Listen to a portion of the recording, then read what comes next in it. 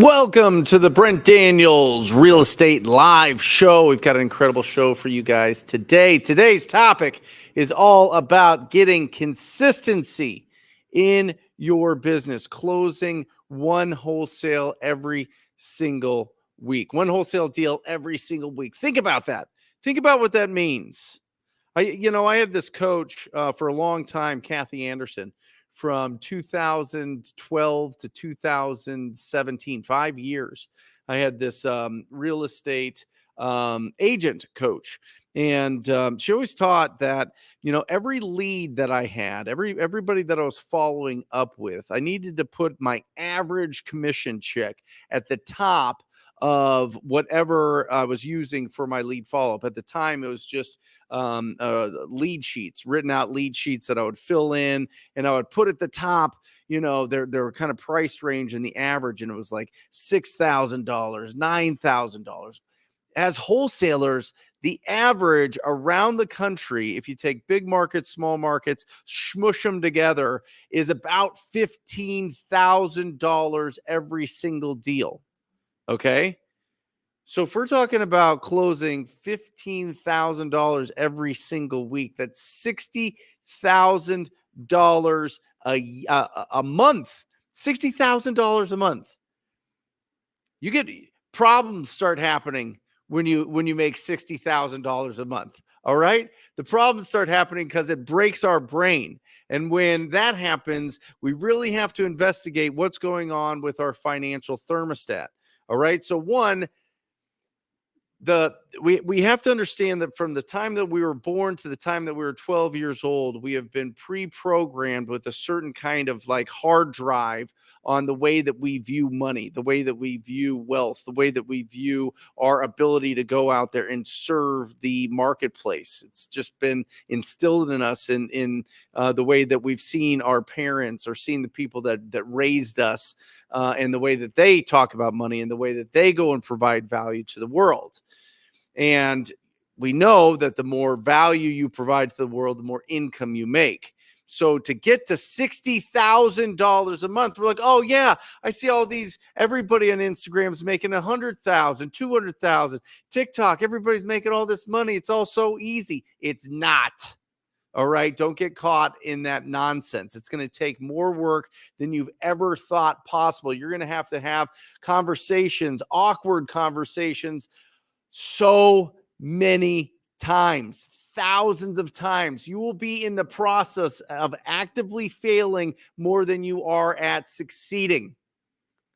And yet you still have to go out there and take massive imperfect action every single day and find your lead generation source. Find the marketing that you're going to commit to. Find the discipline schedule. Remember, discipline takes us places that motivation can't.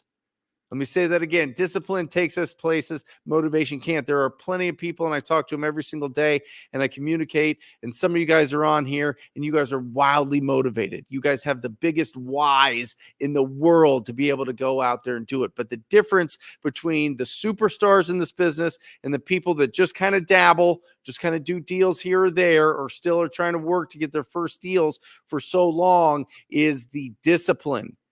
It's going to take you more conversations or a bigger budget than you think of, than you ever thought possible. All right. So let's break down this. This is really, really, really important. Okay. This is your real estate investing lead generation blueprint. Depending on where you are at, will depend on what marketing channels I would suggest for you. And this is after 10 years of coaching experience. Not quite 10, 2016. So 8 years of coaching experience, thousands of conversations that I've had with successful and unsuccessful real estate wholesalers and investors. It comes down to this, right? It comes down to the four main factors. Do you have any experience? Any sales experience?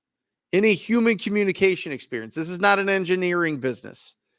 This is not a creativity business. This is a pure human communications business. That's why the motto for my life is TTP. I wish I was more artistic. I wish that I had a smarter brain that could do these things and engineer and build all these things and be brilliant at that, but I just don't. So I understand that I have enough self-awareness that I'm going to be able to provide value to the world by talking to people and solving the problems of property owners that have personal problems with their properties. Okay.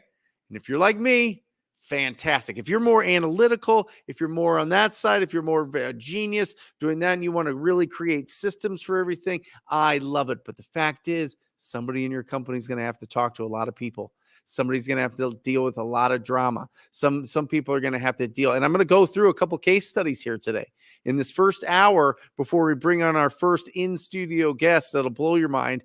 He's absolutely incredible. Done over $100 million worth of deals. He raises big funds for big projects. It's absolutely incredible. He's a big thinker.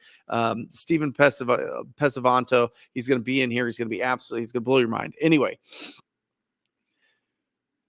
at some point you're going to have to solve the problems of these property owners. You're going to have to deal with a lot of drama. You're going to have to deal with a lot of people that don't want to necessarily talk to you because they're squatting in properties. You're going to have to work with a lot of cash buyers or other investors that want to squeeze your margins as small as possible to increase their margins as big as possible.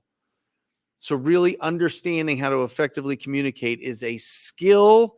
It is a skill that can be developed. And once you develop the skill, it is a skill that cannot be taken away. So number one is your experience. Number two is what's your budget?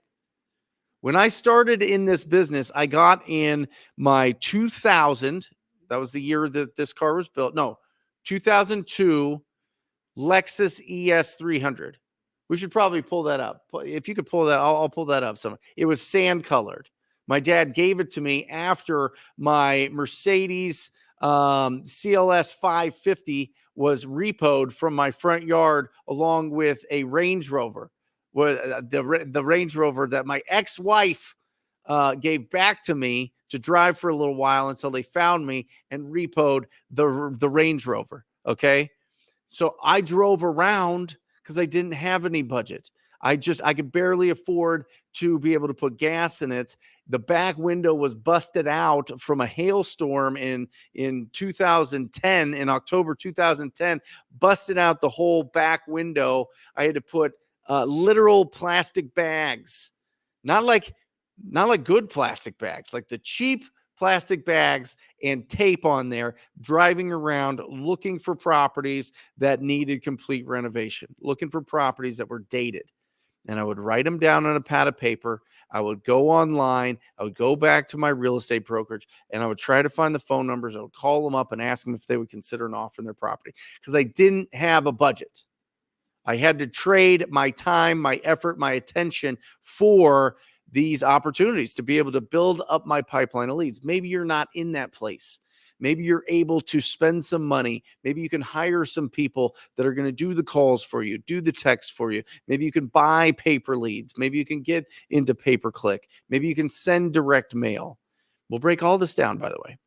But this right here, this chart is so incredibly powerful to get to one deal a month. And I'm going to break down what the expectations are for how many people you have to talk to based on what marketing channel you're going to use. All right. Next, what market are you in? Is it a big market? Is it a small market? Are you in a judicial state? Or are you in a non-judicial state? Don't let that confuse you. You can easily look up a map on that. But basically, a judicial state, if people don't pay their mortgage, it goes through the courts. A judge has to sign off on the foreclosure as opposed to a non-judicial state like Arizona, where it's a trustee. Things move faster, which means that people can lend money faster and they're more secured. So there's bigger pools of money, which makes it cheaper. All these things matter, guys. All these things matter as you're building your business, but they really don't matter when you're getting started. It really doesn't matter to build the momentum. You could do this business anywhere, big market, small market, but it's good to understand the rules of your market so you know what technique to use. Okay. A big market, smart. Are you in an appreciation market? Like Phoenix, Arizona, like San Diego, like Austin, Texas, like Port St. Lucie, Florida, Miami, Seattle, some of these markets where the price points are really big and the rents don't really keep up for it. So investors invest in money for the long wealth building aspect of it. Or are you more in the Birmingham, the Memphis, the Indianapolis, that is more of a cash flow market? You can buy a property for 150,000, rent it out for 2,500. It's bananas, but you just don't get a tremendous amount of appreciation. And then the last factor that you have to look at is your schedule. Are you full-time or are you part-time? Are you full-time or part-time? Because if you're part-time, you need to do this business on your schedule. You need very specific, sacred time set aside that you can focus on for this business. Because if you're not full-time and if you are trying to do marketing and you get people to inbound, which means that they're calling you or filling out something, a form on your website or texting you, you have to respond instantly. You have to answer those calls live and or you have to respond to any kind of web lead within 30 seconds. All right? Are you confused? Is your mind spinning? Is it going bananas? That's why I put together this blueprint right here. And let me make this a little bit. I think I can make this bigger. There we go. This blueprint a little bit bigger. All right. Now, as you're going across here, part-time, no money, and you're new to the business, you want to be focusing on direct mail. You want to be focusing on referrals, and you want to focus on talking to people, which is picking up the phone and calling them, or text message marketing. Okay. Now, let me explain something, what's going on with cold calls and text message marketing right now. If you are not scrubbing for the do not call list, you're making a grave mistake. Because of the NAR lawsuits and the Keller Williams lawsuits and all of these other realtor lawsuits, litigating attorneys are looking for class action lawsuits where they can slap on companies that are texting and calling the do not call list. It's an easy lawsuit for them to put together. So make sure that you are filtering out your DNC to stay protected and filtering out anybody on the litigator list. All right. This is critical, guys. There's still plenty of people that you can talk to. There's about 30-40% in most markets that you can still talk to. But listen to this. This is why you see a transition for more people going after real estate agents. Made wildly popular by my good friend Jamil Damji, where you reach out for on-market deals like Jerry Norton does, my good friend Jerry Norton, or you just go and call real estate agents from realtor.com and start building relationships with them. Why can you call real estate agents? Because their cell phone is a commercial number. Why can you text them? Their cell phone is a commercial number. Go ham. Do kids say that anymore? They probably don't. Do they? They do, Luke? How old are you? 24 tomorrow? 24 tomorrow to Lukey. That's awesome, guys. Give him some love in the chat here. Absolutely incredible. But go ham on those realtor numbers. All right. And what I like doing here, and I'm going to just show you this as we're going through this. I'm going to be popping in and out, sharing my screen on a lot of different sites here. I'm going to go here, share this. Okay. So I'm just looking, what I like doing here on, and suggest that you do here is get into Zillow and pick an area.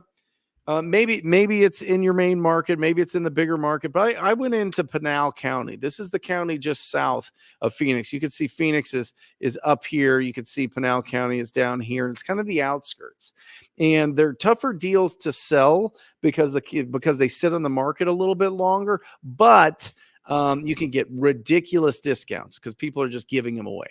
People are literally just giving away these properties. And so you can get in here, and I like setting a maximum price point. You can see it here of well under the median. If our median sale price in our market is 450,000, I want to be at like 250 or 200 and below. I want the ugly of the ugly of the ugly houses. Okay. And then I want to call up these agents and I want to have a conversation with them. And I want to talk to them about 5 main questions that I have for them. And I'm going to write these questions down here just so that you guys have them. You can take a screenshot. I'm going to be working off of my iPad mostly today, as opposed to the whiteboard, just because I think it's a little bit easier for everybody to see.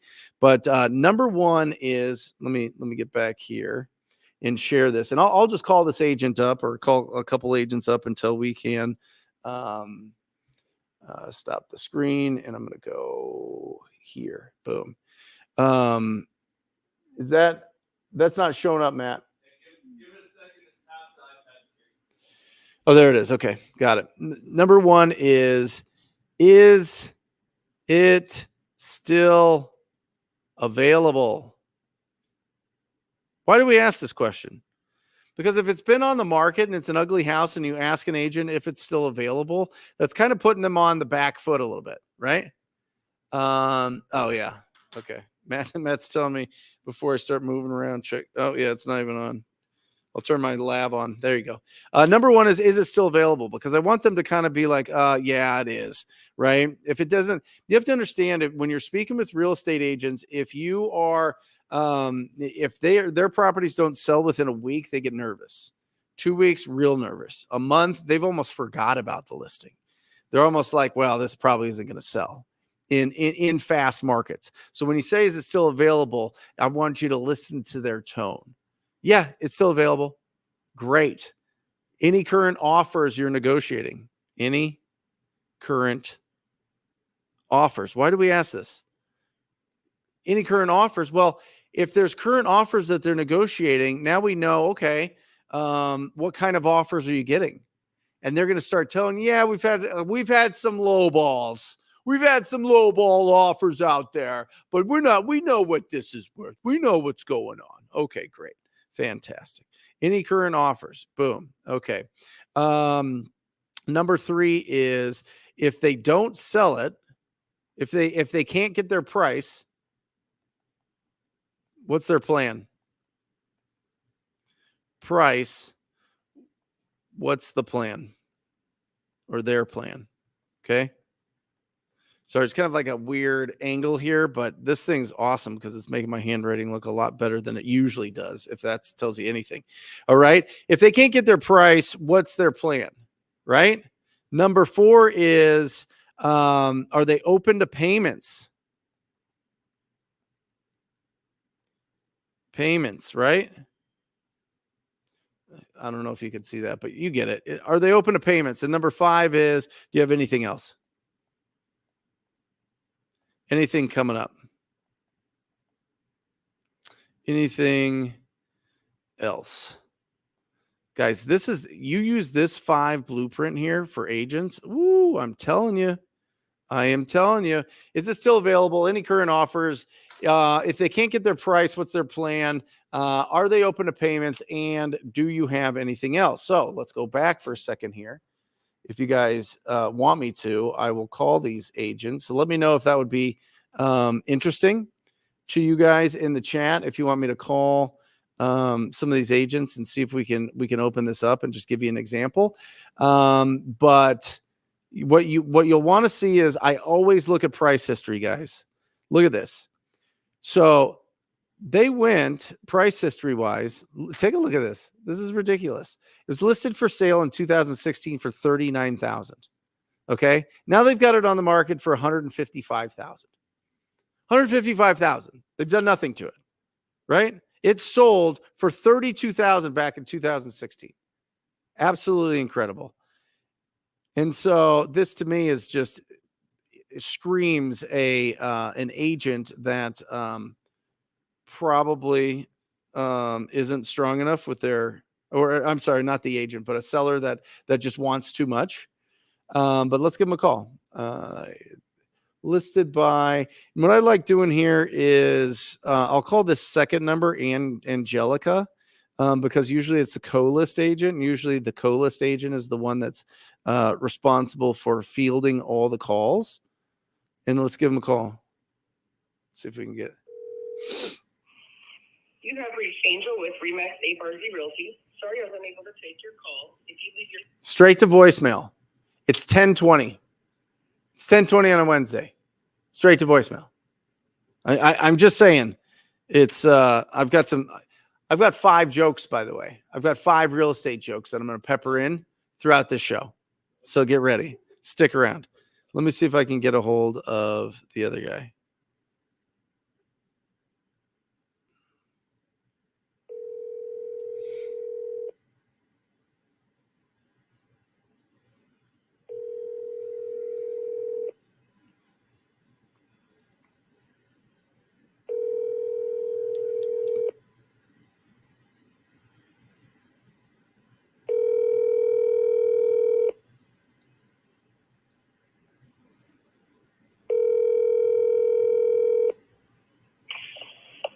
Hi, you've reached the voicemail for John Irvin at Remax Abe RZ.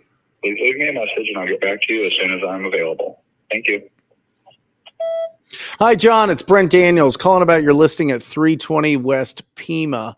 Give me a call when you get a chance. I have a few questions about it. 480-216-0534. Talk to you soon. And so we'll see if he calls back. There you go. Yeah, this is just, I mean, it doesn't look like they did anything to it. So go back to it and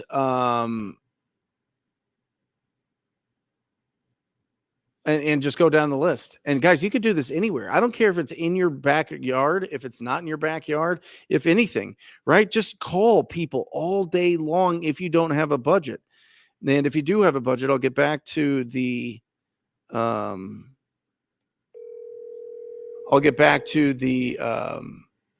Hello, Stephanie speaking. Hi, I was looking for Colleen. No, this is Stephanie. What property are you? I'm sorry. on? Yeah. I was calling about a property off of Second Place in Eloy. Is that still available? It is still available from my understanding. Yes. Are you an agent? I am an agent, but I'm calling as a buyer. As a buyer. Okay. Yeah. So that one is still available.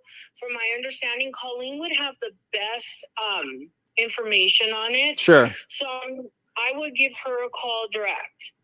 Yeah, I thought, sorry, I was just calling off of, I just pulled it up on the MLS here. Do you have that number? I mean, I'm sorry, I pulled it up on Zillow. I was just going through Zillow today. What's the best number for her? Oh, hold on. It is 480. Okay. 452. Uh-huh. 4067. Okay, great. And do you know, I mean, it's been on a while. Do you know what's going on with that at all? Or should I just could explain more? Okay. For sure. I'll give Colleen a call. All right, bro. Thank you. Have a good one. You too. Right, bye-bye. Appreciate it. All right. Let's try this. I had given by the way, I was like leaving a voicemail with my actual cell phone, by the way. So there it is. Not that it's hard to find. Luke's looking at me like, oh, TTP, baby. Good morning. This is Colleen. Colleen, this is Brent Daniels. I was calling about a listing of yours there in Eloy off of Second Place. Okay. Yeah, Great. just seeing if that's still available. It is. Awesome. On the market. Okay, got it. So any offers you're negotiating with? Not currently. Okay, got it. Awesome. And you said it just came back on the market. Did it fall out for some reason? Yeah, this last buyer was buying in an investment and didn't qualify. Got it. Quickly. They were going conventional? That's wild. Yes. Can it get a conventional loan on it, or do I have to go cash? It can go conventional. Got it. Okay. And any wiggle room on this price? I represent the seller. Yep. If you want me to be a dual agent, all I can say is I would be happy to present any offers. Okay. Awesome. And if they don't get this price, are they just going to keep it?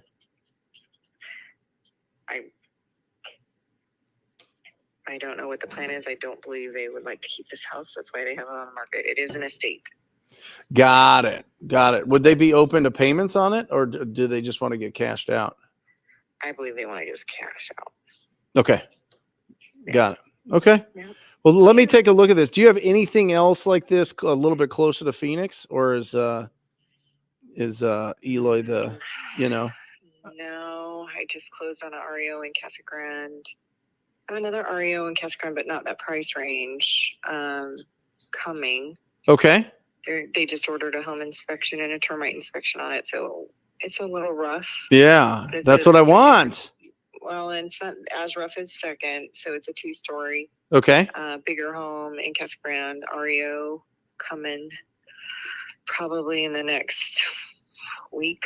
Okay. And I don't know, this asset manager actually should look and see if they have a owner occupant period, like some of them.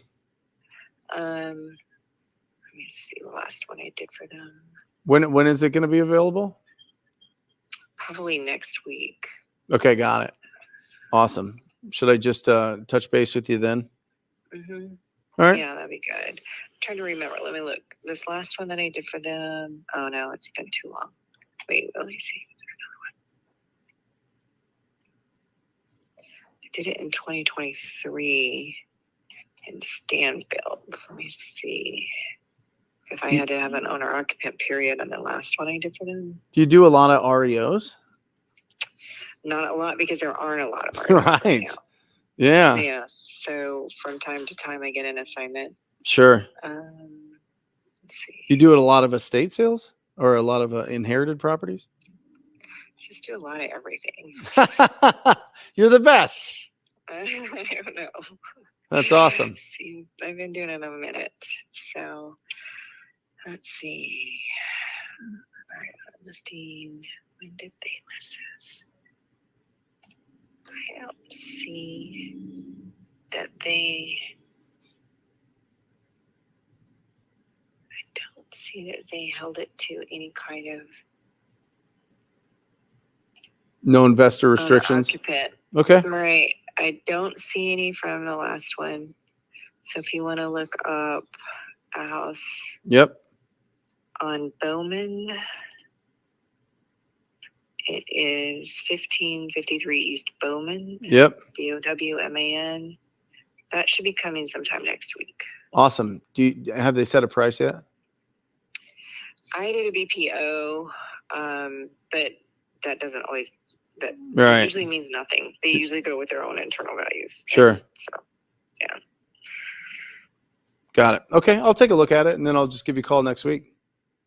Sounds good. If you want to write anything on second, I'll be happy to write it up and send it over to her and see what they think. Awesome. Let me know. Yeah, you got it. Thanks. All right. Thank you. Take Bye. care. Bye. Guys, I made 3 calls to just people that I'm telling you, this gal right here, I could have extended this for a while. And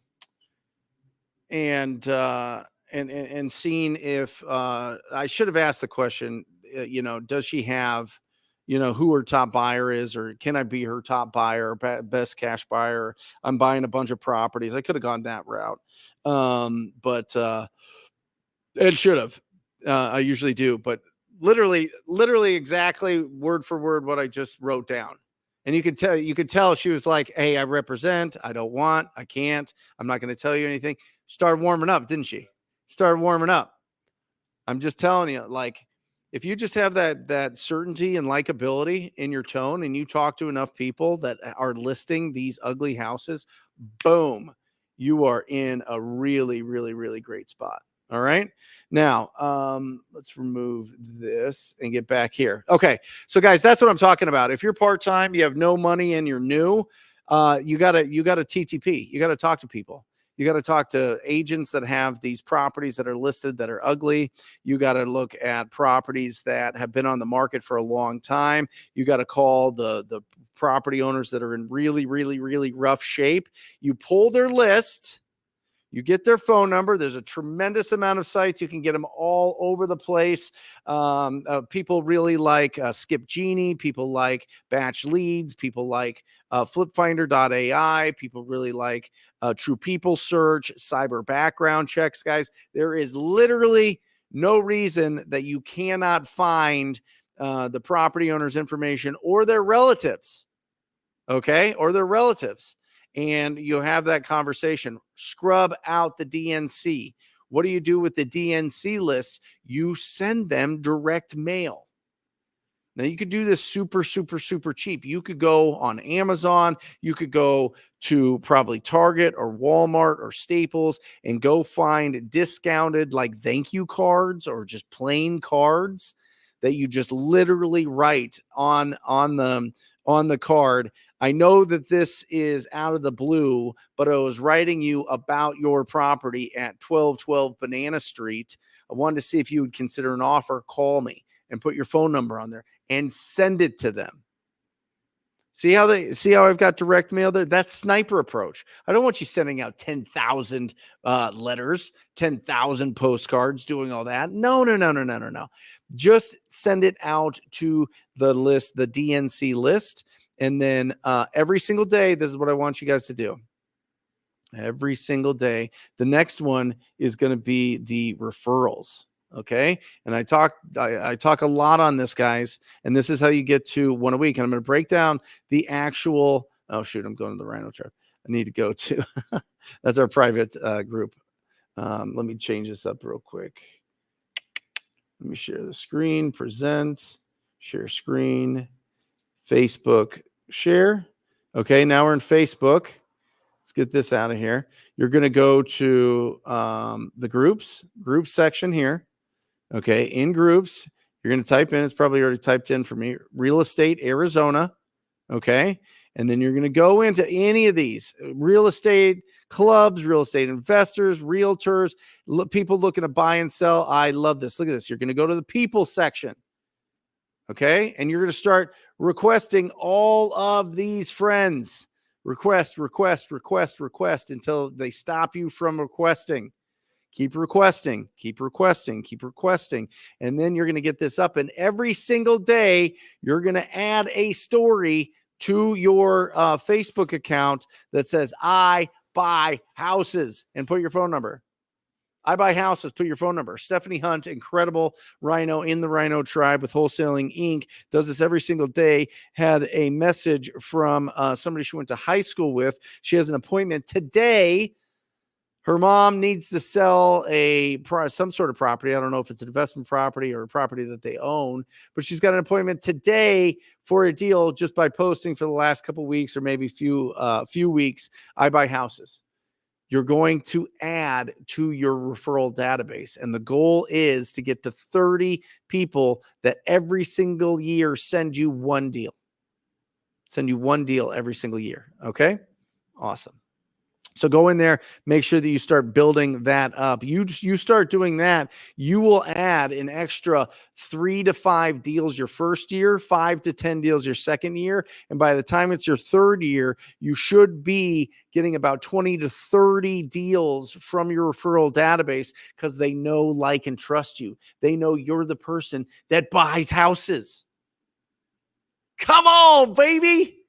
One deal a week. Let's keep this party going. All right. So I showed you how to go in and just start talking to some real estate agents. I showed you guys, you can drive for dollars. You can go out there. You can use the Deal Machine app right here, dealmachine.com. Use the TTP coupon code. They hook you up. Let me share your screen here. This is the app that you use. I'm going to just do the whole window. I'll do the tab. The Deal Machine, you go in there and you look for all of these properties. By the way, they have all these quick filters and that you can pull and do that. But you can just literally get the app on your phone as you're driving around and just start tapping all the ugliest properties possible to add so that you can reach out to them, have a great conversation, and start building up your pipeline of leads. Right. And so let me show you the stats on these real quick. We'll go back to, we'll remove that. We'll add this back to stage and we'll look at the numbers here, guys. Now, interesting. Look at this. How many calls does it take to get a deal? 200 contacts. You want between, write it down. I'll write it down for you because I love you. 7 to 10% contact rate. That's the goal. 7 to 10% contact rate. That means you call 100 people, you should be talking to 7 to 10 of them. Okay? Of those people, that leads to these 200 contacts. What is a contact? A contact is somebody that actually owns the property, that you actually speak about buying their property. That's a contact. A contact's not a wrong number. Contact's not some kid that answers heads, and into some sort of shenanigans. It is actual property owners. Or if you're talking to somebody, oh, I don't own that property. Oh, is there any property? I'm looking to buy a property here in Phoenix. Do you own any properties that you would consider an offer on? Even a piece of land, right? 200 contacts. That's to get one deal in 90 days.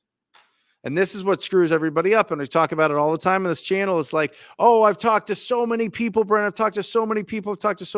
Yes, but you got to do it consistently for 90 days. That's how you build up the momentum, right? And obviously the more people you talk to, the better. Now, Brent, I don't want to talk to people. I want to hire a VA to talk to people. Great. Fantastic. If you hire a VA from callmotivatedsellers.com, it's going to cost you $25 an hour because they're Americans living abroad and they're the absolute best of the best of the best. Fran in 2022 made me $800,000. 800,000, one caller. But the stats are anywhere here. It ebbs and flows. It is 1 to 1,000 to 2,000 contacts to get one deal. Why do they have to talk to 5 to 10 times as many people? Why do VAs have to talk to that many more people? Because you send them garbage lists. Let's be honest. They're calling all the time. And because they're calling 40 hours a week, you need really big lists. The bigger the lists, the more nonsense is filled in those lists. That's a fact. That's a fact. You're loading them up with less qualified, less motivated lists. That's why it takes them so many more contacts. Well, why don't I just hire somebody part-time and give them really, really, really tight lists? You should. You probably should. You should be really, really, really, really tight. Now, Brent, which lists should I go after? I love you guys. You guys are asking all the best questions. I love it. Look at that. Here we go. So I'm going to remove this. And I'm going to add this. Boom. Top 10 motivated seller lists. Driving for dollars. Number one. It's always going to be, right? Number 2 is your AI lists. That's where you can get through flipfinder.ai. You can get those AI lists that show you the people most likely based on all of the sales statistics and demographics. So they match up the properties with the property owners most likely to sell. Tired landlords, vacant, probate inherited, code violation, vacant land, expired, tax default, on market, fixer as is, and reverse wholesale or wholesale list. Now, we just talked about number 10. We just talked about the ugly properties there. Why is that not higher up on the list? One, because it's listed, right? If it's a smoking deal, it's going to have multiple offers. So you're going to have to go through a lot of conversations, but it's a great, great, great list. I literally talked to two technically, but the one just referred me to the other one. And it was a great conversation. I mean, we would have to get significantly lower in the price. She wasn't giving me any kind of, room there. She was doing a great job. She's a true pro. I really respect that. But the more conversations that I would have and the more that I would close deals with that agent or with any agent, the more that they're going to open up. That's just what it is. Right. Okay. And then the other one is the reverse wholesale lists. Right. That's where you find, okay, what are my cash buyers looking for? And is it on any other wholesalers list? Can I get in the middle? Can I kind of get in the middle there and do a mini wholesale, right? Or a co-wholesale or whatever you want to call it, a mini flip. And so these are the top lists that you want to be reaching out to. So once you go through these lists, here's the thing. Some of these lists in some areas aren't huge. So what we do is we go, well, I got this cold caller. I got this VA out in Egypt and in Pakistan and Philippines and Central America or South America, and they cost me $4 or $5 an hour to make calls. I'm going to just load them up with everything and whatever leads they send me. Great. Yes, you have to sift through a lot of garbage. That's the problem. That's the frustrating part that I see with a lot. Can it work? Sure, but they have to talk to 2,000 people, sometimes more. Sometimes it's even more that they have to talk to. Okay. So just make sure that you're prepared for that. All right. But those are your top lists.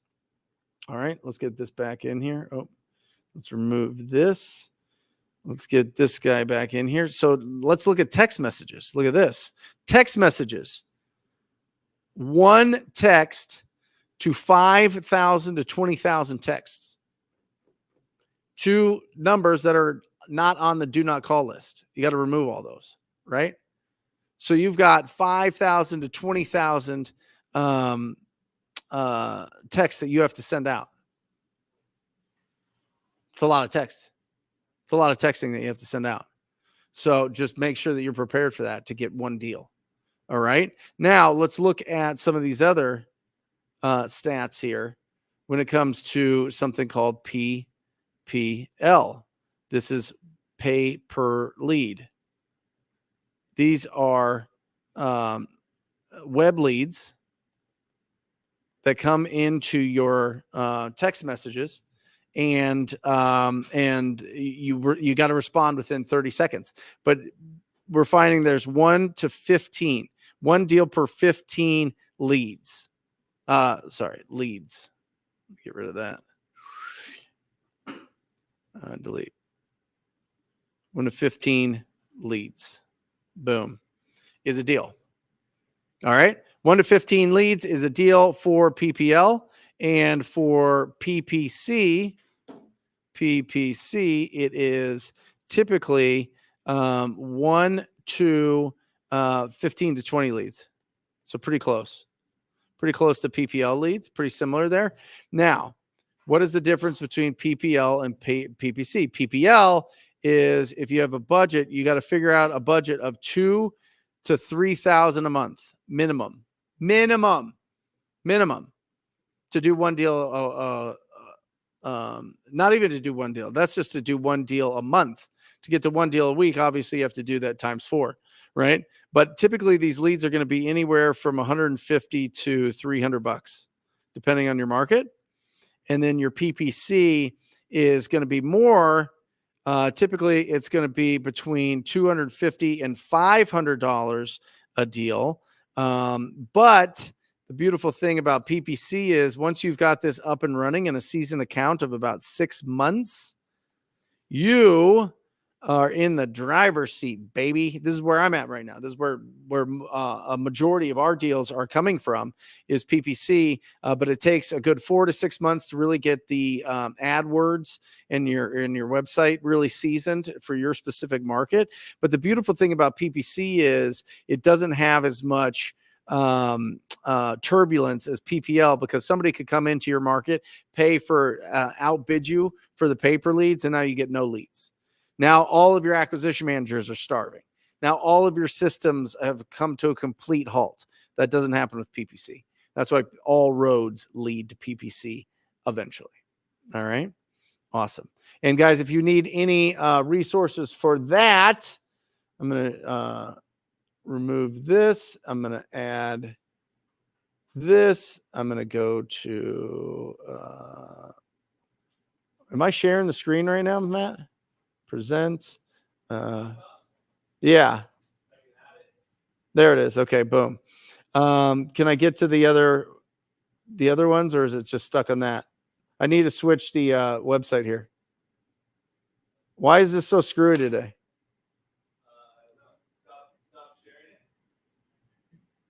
There we go. Present. Share screen. Window.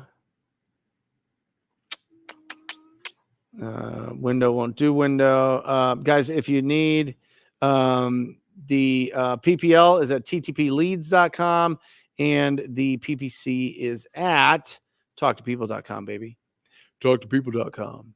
There you go. Check that out. Rafael Cortez, welcome. Welcome. Let me remove this. Let me, do I have to add Raph to the stage? There he is. Remove. I look different. Yeah. we gotta switch from the iPad to you, brother. So, talking about leads, talking about getting a deal a week. You guys saw the metrics. You got to talk to 200 people every single week to get a deal. It takes you 90 days. If you're doing it yourself, you're going to be really focused and you're going to be calling the absolute best leads possible, best lists. I was looking at your KPIs, and it's funny. We just ran through the scorecard. It just ran KPIs this week, and we are at $472. Yeah, the cost on the PPC stuff, and it did take me. It took us. I think it took us about maybe seven, little over 6 months to actually get into that cadence. And we're just getting in there, but it's rough at the beginning when you're setting it up. It's rough. Make sure you build that, that cushion if you're doing it yourself, or get it outsourced somebody who knows how to do it. But yeah, you're right about that. Like the biggest, fattest deals that we're seeing, they're coming in from PPC, and I couldn't agree more. Yeah, they're awesome. Yeah. They're absolutely awesome. Well, you go. We got to do a giveaway, so we go grab some of the swag here. And we'll throw some darts at some balloons. If you're here for the first time, welcome. Oh, we got some celebrations. So let's get some celebrations before we have Steven pop in here and blow our mind on what he's got going on and how he's built his incredible portfolio. So Pensa drove for dollars last month and found a probate deal, closed 3 weeks with an assignment fee of $80,000. Come on, let's go. Save awesome. that money. Save that money. Absolutely incredible. Efren finished up rehab in 2-unit property and got city approval to rent all in about $188,000. Now to rent and refi it all out. First ever refi. Much love, Brent. Plan to use portions of profits to do cool stuff. Okay. To do cool things. That's the second part. Efren, come on. I love it. Awesome. Congratulations, guys. Congratulations. Listen, if you are taking action, massive, imperfect action this week, I want to know about it and I want to celebrate you, because recognition is the most powerful motivator that we have. Truly is. You can have all the money, you can have all that. If nobody recognizes you, you are a shell of a person. It's the absolute fact. We need others to feel great about ourselves, and not in all senses, but certainly in recognition. And we want to give it to you. So, well, I think it creates energy too. Like you have that momentum, and then you get excited. When you get excited with somebody else, now you have twice the energy going towards the same purpose. So that makes sense. Yeah, that's right. Difference on fire. Awesome. Nice. So let's give some stuff away here, guys. If you are in the chat and you're participating, we're going to give you some stuff, because Alejandra is going to pick out, 2-3 lucky winners today. I'm going to throw some darts. Matt, is my pack on? I just turned it on. Okay. You guys can still hear me? All right, here we go. We're going through the difficulty level expert. Yeah, we're going through the trees here. I don't think people can see it. Going through the trees. We're going to be tossing it through and hitting those balloons there. Boom, through the trees. And Matt's running around. We're going deep, Raph. We'll get Raph in here. There we go. There I am. All right, here's what we'll do, by the way. For the first one, we got a hoodie. We're going to be giving away this hoodie here. Boom. For the second one, we're going to be giving the classic TTP shirt. And for the third, we're going to be given the master lead sheet. This is a pad of paper here. Boom. And we've got the Trapper Keeper that we're going to put it in. So some lucky winner is going to get one of those three. And what do you think we should shoot for, Raph? Top, middle, bottom? I say we go top. Top. Oof. I'm going to put one right in the glass, dude. I'm telling you. Ooh. Oh, come on. There you go. It is. On Top the shelf, money. baby. That's how we do it here. On the All right. money. Not just real estate skills, baby. Dart skills. Dart skills. Yeah. My mom is pumped. That's great. And Here we salsa go. dancing if it's the right night. That's right. That's right. Boom.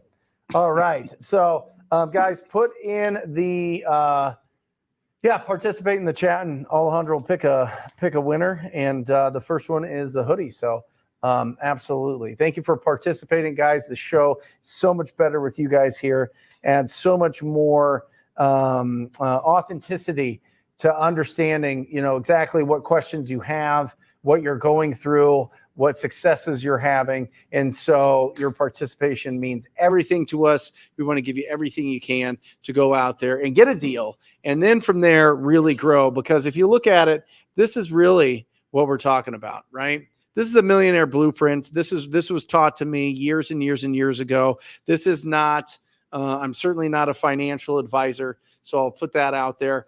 But this has been the path that I took. And it's been one that was laid out for me. So I want to lay it out for you. Is number one, down at the bottom, do a deal, right? Just do a deal. Just cross that bridge from faith to fact that you can do this business. Absolutely critical. Second is do enough, get consistent enough to where you can go full time as an entrepreneur and focus on this as your business. All right. I'm not just talking about, hey, I'm going to do this job and I'm going to just buy some rental properties and this is what I'm going to do. I'm not talking bigger pockets. Okay. That's the bigger pockets model. I'm talking full on, go after, build a multi-million-dollar business, right? That's what I'm talking about. Full-time business. Number three, I find this very interesting that people will go out and they'll buy a sub-2 property. Or they will go out and buy a creative finance property, or they'll go out and invest in crypto, or they'll go out and put their money in the stock market and get whatever, 5%, 10% returns, maybe, yeah. But they're paying 23% on a credit card.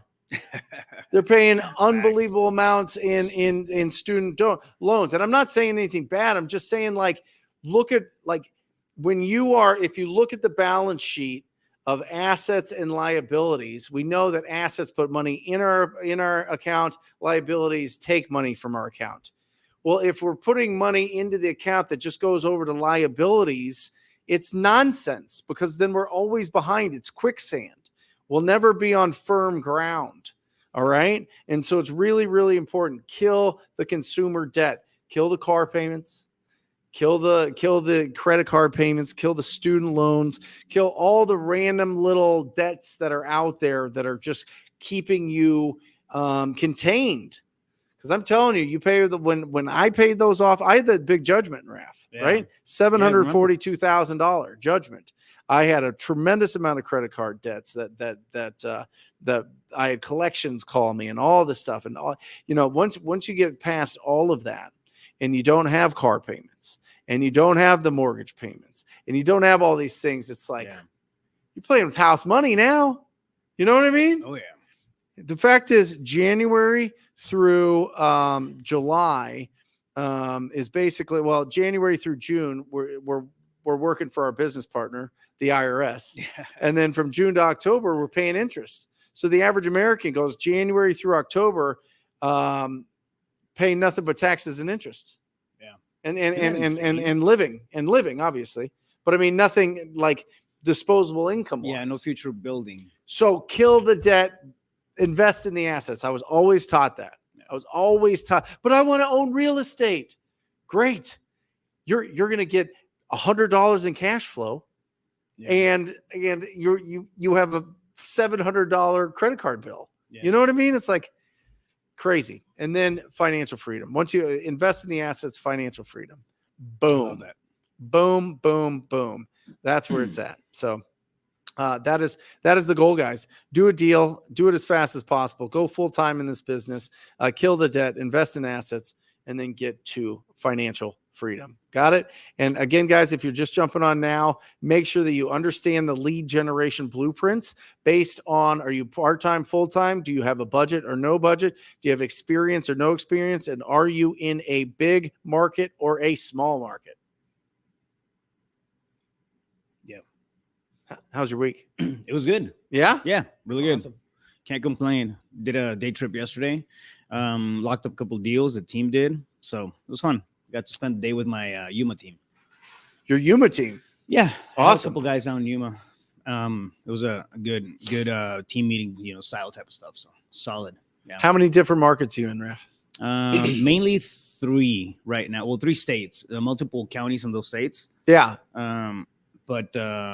But yeah, so mainly 3 bigger, metro. When you started out, what'd you do? I was door knocking and I was cold calling. Yeah. When I started out. Yeah. How'd you get the job with Sean Terry? He sent out I signed up for his email blast for the deals. So if you're getting started, sign up for all the email blasts out there so you get acquainted with the properties. But in one of those blasts, he said that he needed an acquisitions guy. I was like, sign me up. So I sent in an application, or not, just a video. Like I sat down, did a recording video, and then he called me a few months later, and then the rest is history. It was pretty insane. And so, what was the training like for an acquisition manager? Here's a list of conversations you need to have with people. Those are leads. Yeah. So I just started getting leads right away. So he literally like threw me out there. I was there on a Monday. We had a Monday meeting, and then this is at 10 a.m. wraps up at noon. By 1:30, I was on my first seller appointment. I had some notion on what to say because I read the scripts and whatever, but there was no real training. I really got thrown into the fire real quick. I was shadowing Brandon Simmons for, I think it was like a week and a half. So it was him and I going on appointments. And then after, I think the second or third day, he just let me run the appointment myself that first week. And I just, took it from there. What were you doing for lead generation?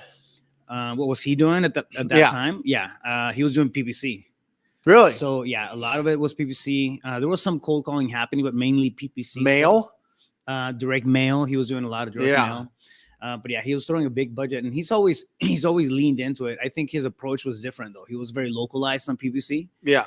Now he's doing nationwide stuff, and he adjusts, and he has a different algorithm for it and whatnot. But back then it was, dude, I was on 25 face-to-face appointments a week, usually 5, no less than 5 appointments a day.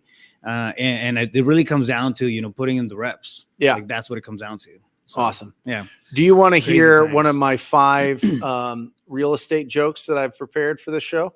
100,000%. What's the difference between a realtor and a picnic table? Wow. I don't know. The picnic table can support a family of 4. Come on. Let me know what you think in the comments. How was that? That was pretty good. I've got 4 more that I'm going to pepper into the rest of the show. I'm waiting for some of our guests to see their reaction because they're very analytical. It's dad joke season. There you go. You guys can use that for all your family members that are real estate agents. And listen, if you are a real estate agent, which I have been licensed since 04, you know what I'm talking about. The average realtor, does 2 deals a year. And so there you go. You can use it for your friends and family that are real. Oh, if you thought that was corny, you have no idea what's coming up. I am sorry, cold calling baller. You've got that was the least corny stellar. one. The rest are going to be real bad. I'll give you one more. And this is so bad. Hey, what do land investors have to be thankful for? Repairing rights. Lots. Lots. Wow. What do I can do land real estate investors have to be thankful for? Lots. Keep them coming. Right? All right. I've got 3 more for you guys. Stick around. It gets a whole lot worse. So that's funny. Yeah, I know. Yeah, everybody left the show. That's awesome. Well, good. So we've got Steven coming in here pretty soon. Certified dad, you know it. I'm keeping it real dad in here.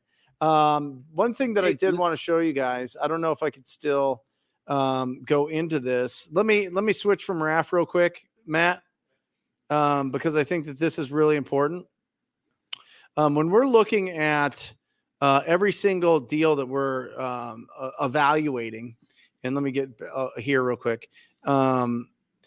You're really looking at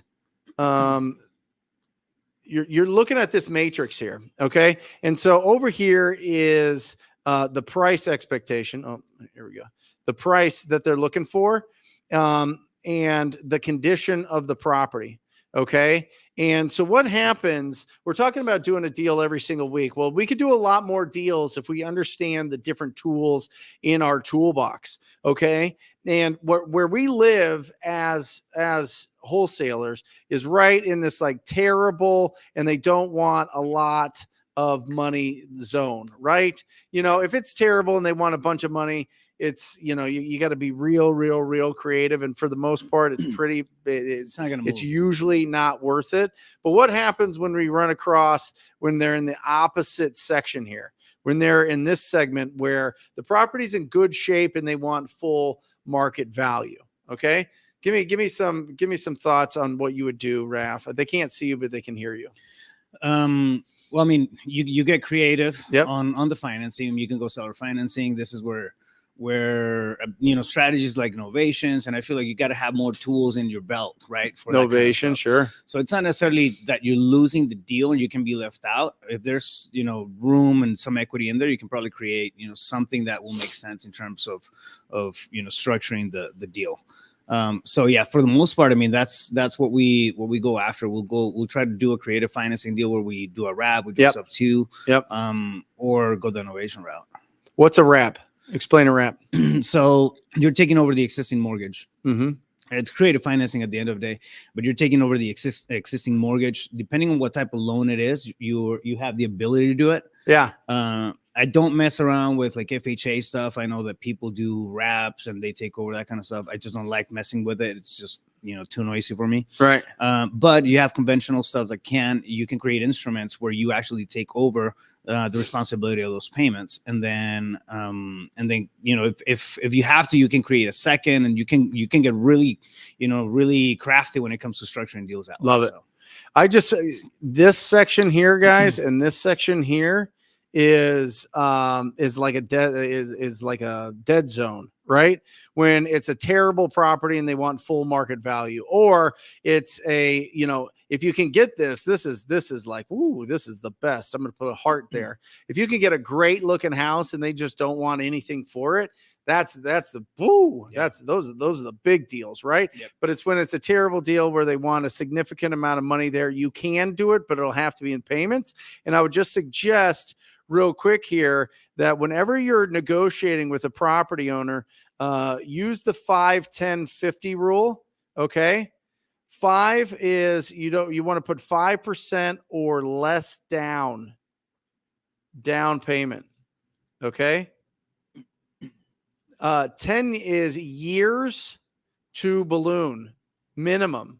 You want to get 10 years to when you have to actually pay it all off, or more, right? The more that you can have that, the better. But you want to stick around that if possible. Now, sometimes, listen, if it's a deal, it's a deal, and if you've got a good strategy for it, that's great. But then 50% of rent for payment. Okay. You want to be around that 50% of what the current rental rate is. If you can rent it for $2,000, you want to give them $1,000 a month. Well, what about what is happening here, Matt?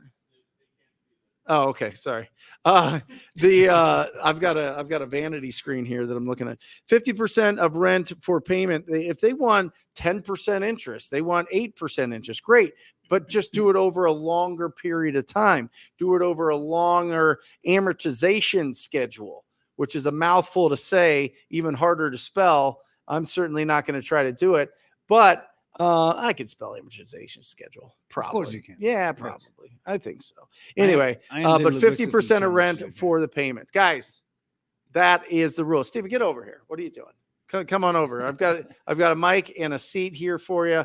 It's so exciting to have you on here. We're going to bring you up here in just a second, but that's it, guys. 5% or less for down payment, 10-year to balloon, 50% of the rent for payment, and then you can mess around. Well, I want a certain interest rate. Great, you can have that. It'll just be over 700 years.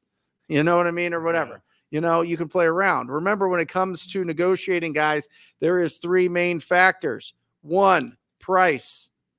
2, terms. 3, you. That's it. And guys, all you have to do is find somebody that wants to sell their property and then squat up with somebody that knows how to put together really great deals. And the bigger the deals, the smarter they have to be. And that's why we have Steven here. Steven, what's up? What's going on, brother? Great Good to to see you. Awesome. It's been way too long. It has been. $100 million worth of deals or somewhat, right? Yeah. I had the whole thing on your Instagram. Give us the resume real quick. Yeah, right now we own over $200 million of real estate, mostly multifamily, over 1,300 units. Yep. And we buy across the Colorado and the Midwest and been cranking on it for nearly a decade. How'd you start? I started out by flipping houses. Come on. Flipped a bunch of houses, wholesaled a few houses, bought over 200 single family homes in about 2.5 years out of state. All direct to seller, nothing. The only house I ever bought through a broker was my personal residence. And I told the guy, you're never going to bring me a deal. And this young guy ended up finding something. Yeah. And so that's how I got into the game. Awesome. You have, go ahead, Ray. That's incredible. I know. You said 250 properties over what?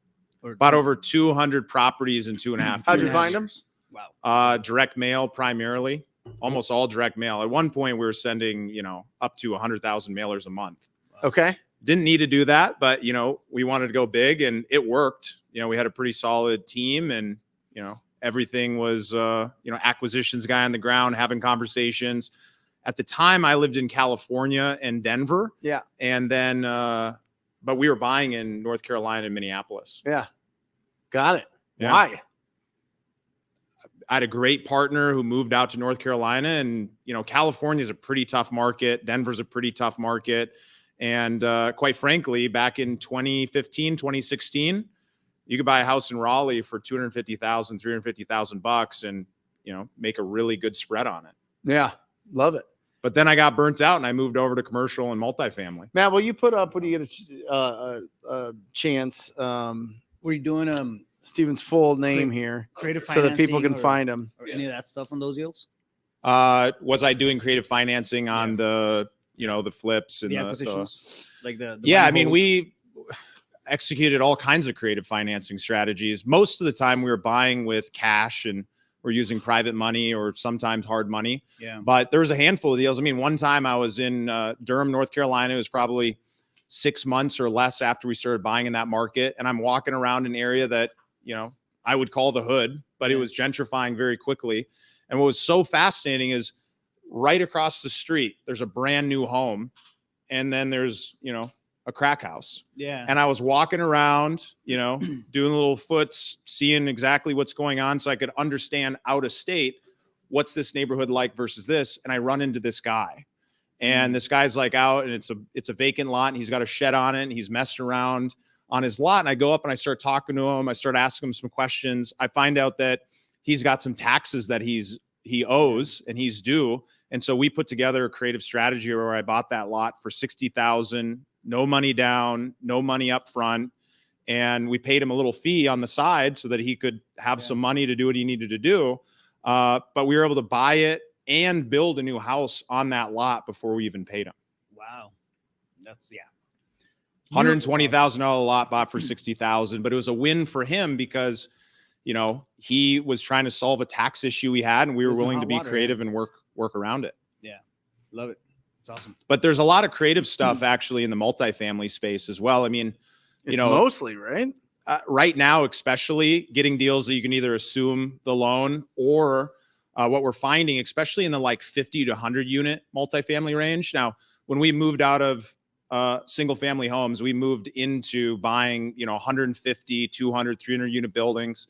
And then after the Fed raised rates, we went back down middle market, started buying these 25, 50, 80 unit buildings, because it's kind of the same strategy as before. Mom and pops, they've got a different motivation. Yeah. But I ended up buying a 10 unit property that's worth right around $225,000, $250,000. Bought it for $175,000 a unit, and was able to get 90% to purchase price, loan to value, 4% interest only financing for 5 years. That loan itself was worth about $600,000 at the time. Today, it's worth more because rates have gone up since then. Yeah, 4% is not bad on something like that.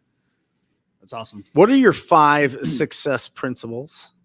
What are my You've got this download here. It says investor mindset, 5 success principles of the investor mindset, lessons for success in life, business, and investing.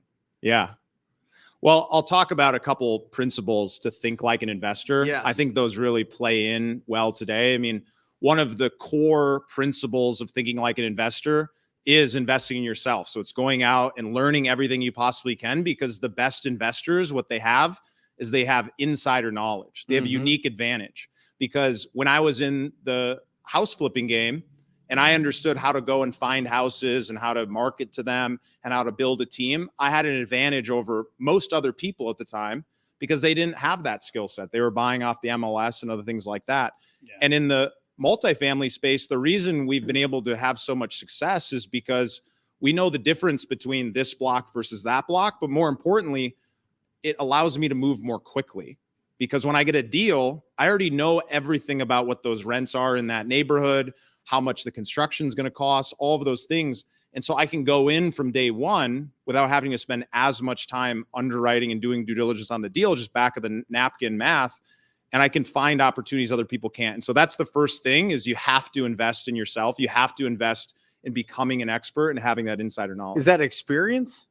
Is that, well, first, being around people with experience? Is it both? What is it? I mean, first it's about gathering knowledge. So listening to books, podcasts, getting great coaches and mentors, plugging into the right communities, listening to a live like this, where you can absorb a lot of information, because the more that you have coming in, great. Now you've got a little bit of knowledge, but you need to turn that into experience. You have to take action and go and do it. Yep. So you have to do it, even if it's at a small level and you're buying a small home or you're buying a 200 unit building.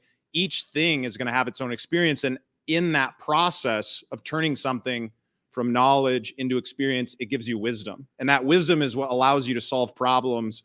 And when you solve problems, that's how you profit. Guys, put in the chat if you're interested in the future in owning a multifamily. I'm just curious to see how many people that is their goal, is to own, big multifamily or even smaller multifamily. Because I have conversations with a lot of the Wholesaling Inc. Coaching students, and that's number one. It's number one. I want real passive income. And a lot of people go, oh, I'm going to go and get all these like single family houses and stuff like that. That's great if you want to build it up to sell that, to go buy something bigger. You know what I mean? Because you're not getting cash flow from single family houses. I'm sorry. No. You're not going to do it unless you're doing like assisted living and you have 10 bedrooms in there, or doing something like that. Pad split is kind of getting more popular, but pad split there's deed restrictions. You guys really need to look into that. And so most single family houses, you're not cash flowing.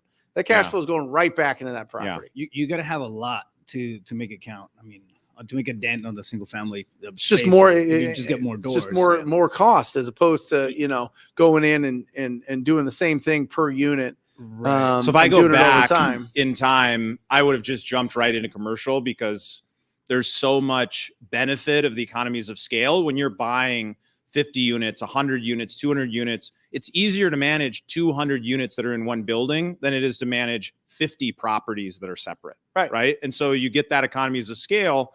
But the other piece of it is you start where you're at. And so if you're in a position where you're flipping some houses, you're getting that experience, you're building up that confidence so that you can step into taking bigger risk. And it's only bigger risk because it's new to you, because you don't understand it. You don't have that experience. But what's great is when you start on the single family side, it's pretty doable to go and buy 3, 5, 10 properties. And then what you do is you turn around and you either sell them as a package, portfolio, somebody Yes. else who wants that. Yes. Or you sell them off individually, but you 1031 exchange into a larger property. So you could take those 10 and exchange into a 20 or 50 unit property, and you can use those same skills of finding deals and underwriting deals Greenhouse is to red move that hotel. money up. Yeah. Yeah, exactly. That's it. I mean, that's Monopoly. that's the move. Well, the way that I look at it with single family portfolios is it's kind of like building a business that you're planning on exiting at some point. You know what I mean? Yep. It's not like your long term, I'm going to pass this on to my kids type of thing. Yeah. You know what I mean? It's because if you look at wholesale deals, 75% of the deals we do are from tired landlords. Yeah. You know what I mean? Yep. There's a reason for that. Yep. It's because they didn't have an exit strategy for these things. They realized that they're not going to cash flow from this. They made the deal that all these all landlords and tenants have, which is don't call me, tenant, and I won't raise your rents. Yeah. For decades. Yeah. And then the property gets destroyed because typically the renters don't have enough disposable income to replace the air conditioning or fix all the damage the dogs did. But the amazing thing is the windows. That is as true in the multifamily space as in the single family space. Maybe less true when you're buying a 200 or 300 unit building and it's run by an institution, a group who does this professionally for a living. But I've found so many deals that have been owned by a family for 10 or 15 or 20 years. And when they bought it, it was in great shape, and they've kept rents 30 or 40% below market to keep it filled, but they've just pulled all that cash flow. They put it in their pocket. They didn't reinvest it in the property. And so when you can then go and find those kind of buildings, you can easily make a 40 or 50 or even 100% return in a short amount of time, flipping a multifamily like that, let alone the ability to run a similar burst strategy where you renovate it, refinance, and you hold that thing for cash flow. Isn't it crazy how the principles are still the same? The think is just bigger. Yeah. Yeah. I have a quick question for you. I mean, you've done a big range between like 10 units and 200, 300 units and whatnot. What do you feel it's like the sweet spot for the unit or the amount of doors on a deal? Well, it's really like there's two different strategies. So the way I think about it is I'm willing to buy something that is an average of 50 units in the portfolio. So maybe a 10 unit, a 30 unit, a 50 unit, 80 unit, everything kind of adds up to around 50 units. The key with those is I want to get in, renovate, reposition, and I want to sell. I want the capital gain on that. I don't want to do that in 18 to 36 months. Yeah. And I want to sell to somebody who's exactly what I'm telling you guys to do, right? Somebody who's 1031 exchanging out of California, New York. They want to come to Denver and they want something that's stabilized and just plug and play. And I can sell at a much higher valuation of those kind of people. But if I want to hold something long term, I want it to be at least 100 units. 200 is better. And the reason for that difference is because on a 200 unit building, I have individuals who are on the property every day. I've got on-site management. And that makes the cost of management much lower, the maintenance costs. I've got individuals who I'm paying on salary instead of paying individual vendors. Because on the scattered site multifamily, anything below 100, you don't have those physical people there. So they're running around town and trying to be efficient. And it's much tougher, but that's why there's such a good return available when you can fix a problem at a small property, because then you sell it to somebody who's going to sit on it. They're going to create problems in 5 or 10 years. You can actually buy those properties back and do it again. I like that, man. That's interesting. Number one, invest in yourself. Number two is you got to know your number. So you got to know your numbers. You got to name your number. And so what that really means is you've got to be clear first on what you're actually going after and what you're trying to do. Like a lot of people get in the real estate game.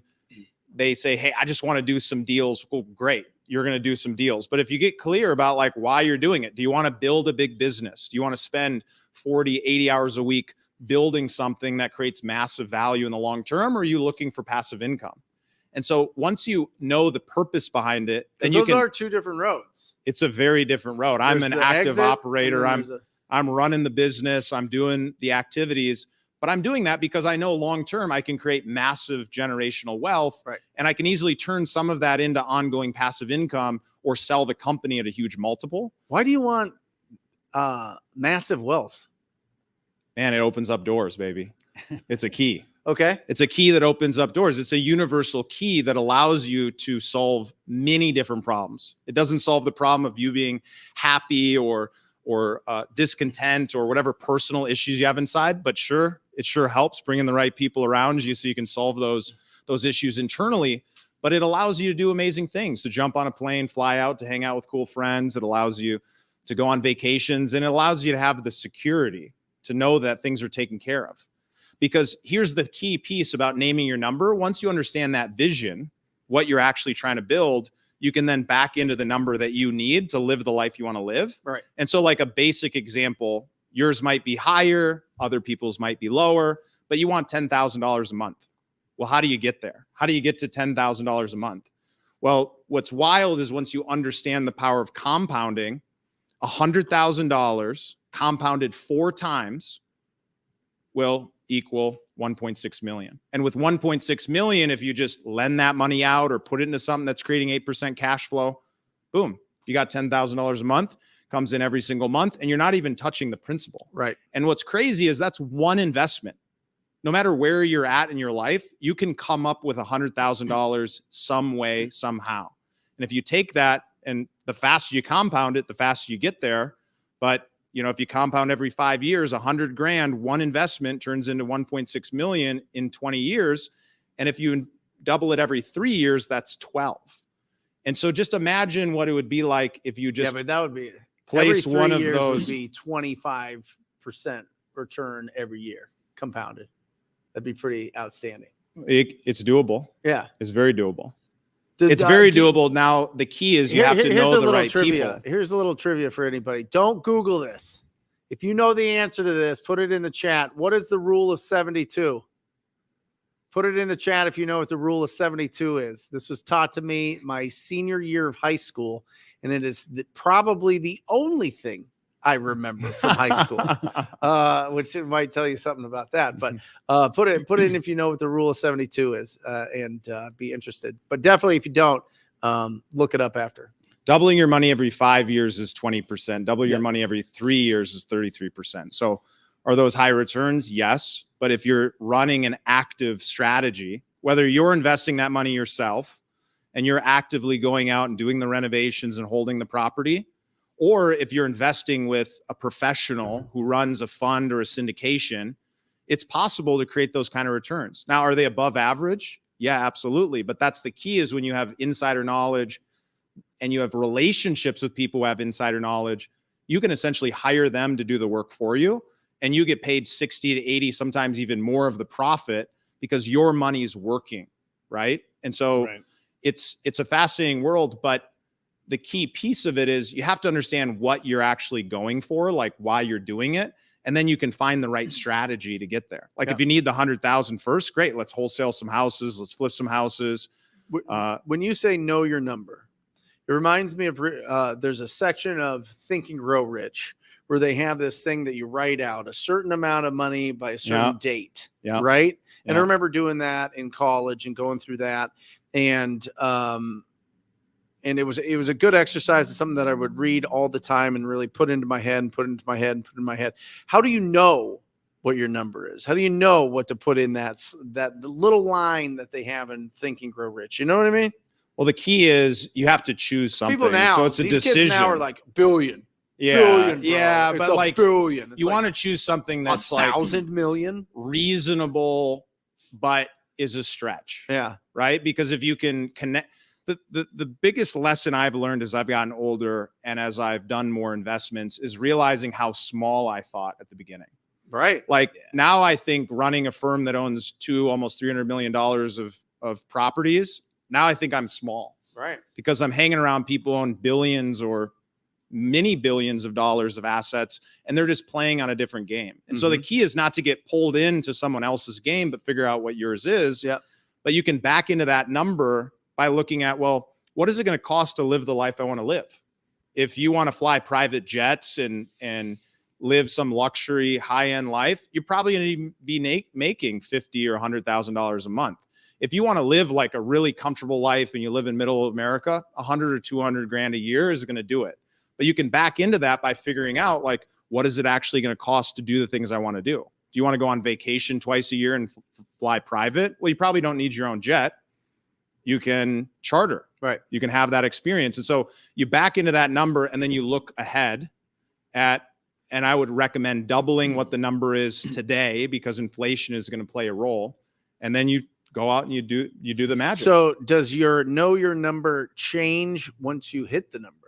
Well, that's a question for you. Right. So my number continues to change as I hit new numbers, but I have kind of a minimum number in mind of, okay, well, I need at least this amount of investable assets in wealth that's earning an income for me. Yeah. Because I know I can make 10% easy. I can make 10% putting into something that I feel is pretty conservative and I know I'm going to get my money back.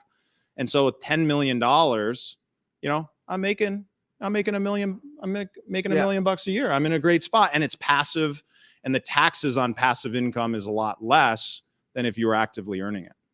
That's for sure. Especially bonus income. God, I hate that.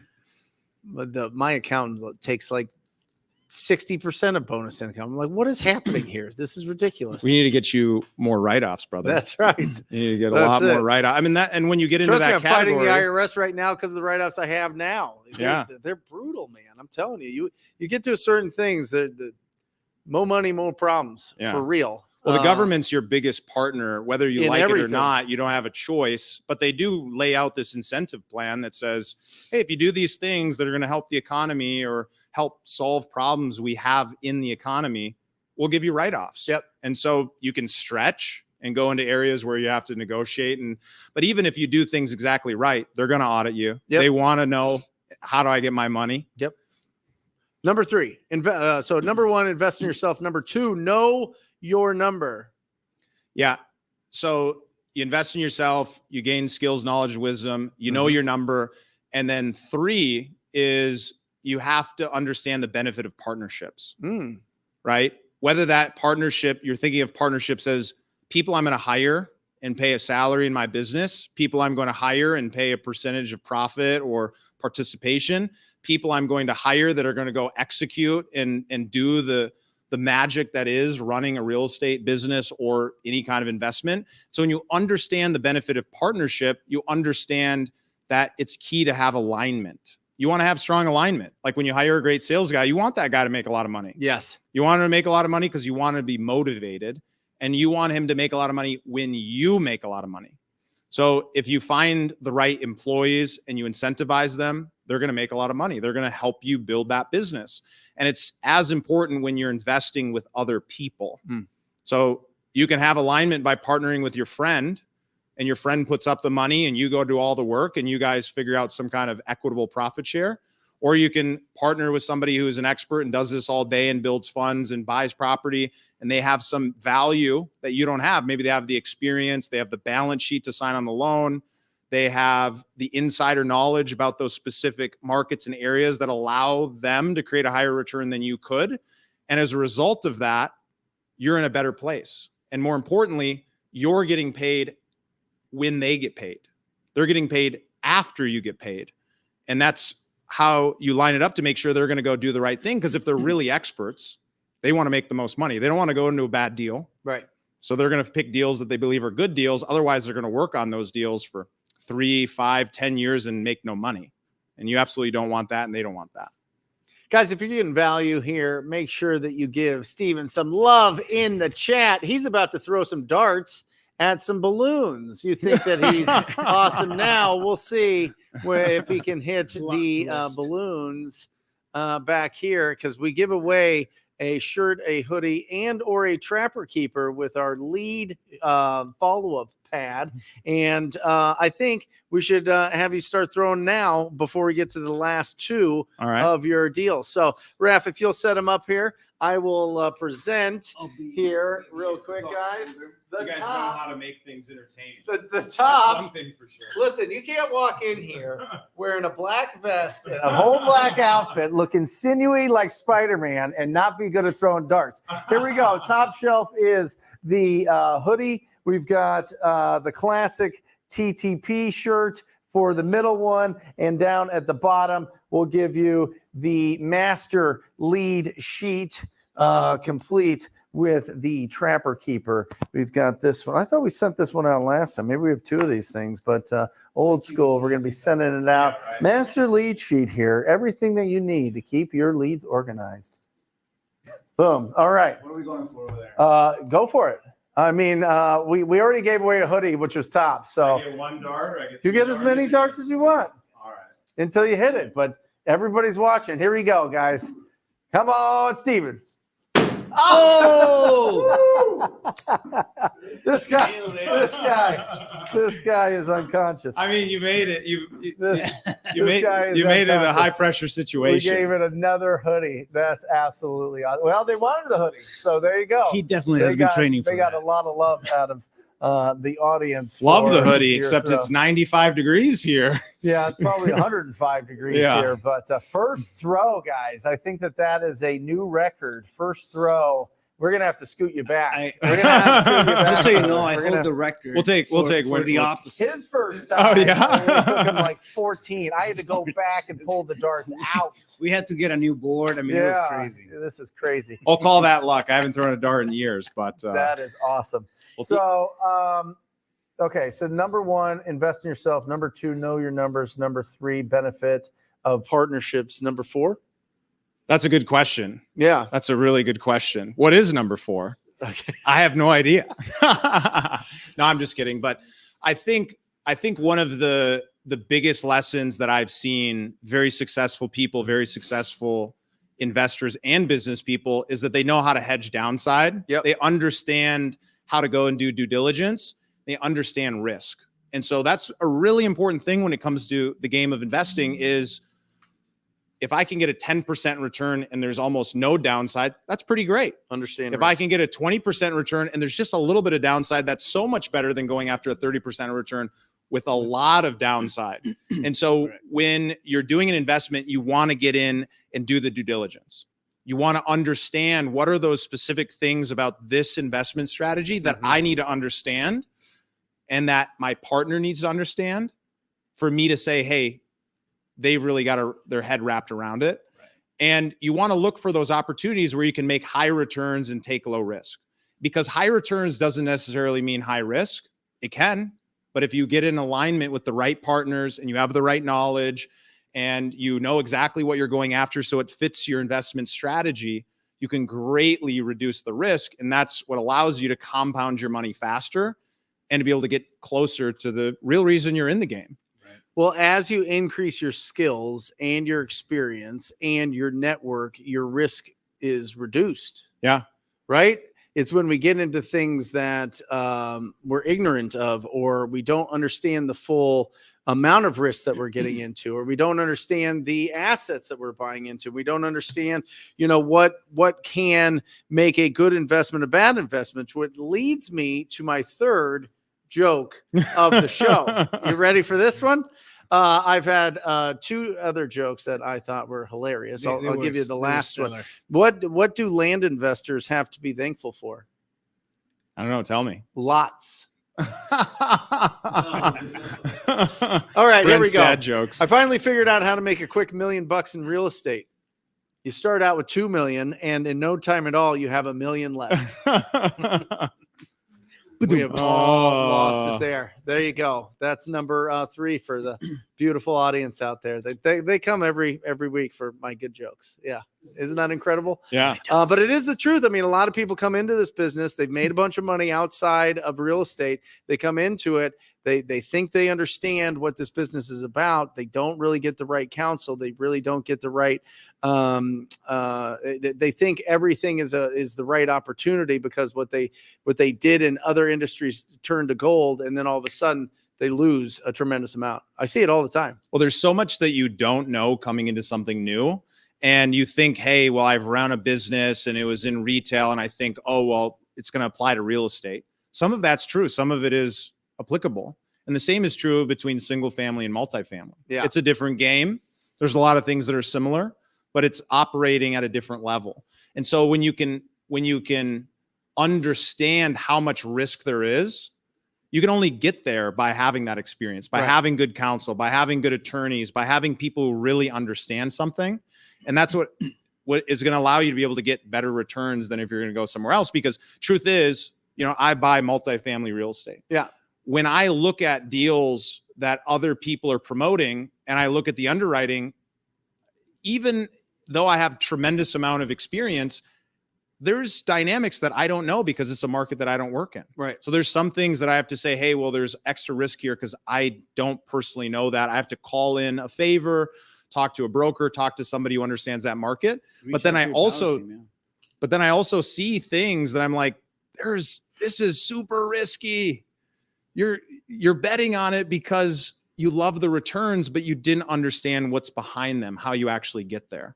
So you've got to put yourself in a position where you can understand enough so that you can reduce that risk. And that gives you the best opportunity to compound.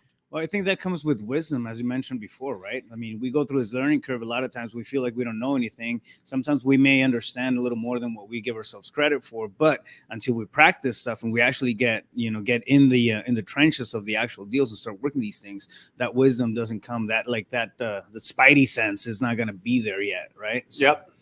So love it. Yeah. Guys, top of the hour, we've got Robert Wensley coming in, and he owns Investor Lift. He's got some very, very, very interesting stats on which markets are the best to wholesale in, which ones make the most money, and plenty more. I mean, he's just a wealth of knowledge, and he owns Investor Lift, so he gets to see the backside of all those things. And if you're interested in Investor Lift, phenomenal tool for your disposition for selling your property. So make sure you stick around at the top of the hour. He will be in studio here as well, and it'll be awesome to have him in here. So why real estate? Why real estate? Yeah, I mean, I feel like you've got like a 200 plus IQ, bro. Like, why real estate? Why not the market? Why not industrial? Why not farming? Why, you know what I mean? Why multifamily real estate for you? Yeah, I mean, the answer is I started my career in management consulting. I left. I went into tech. I was very focused on let's take something from that is an N of 1 and let's turn it into a 100x or a 1,000x type return.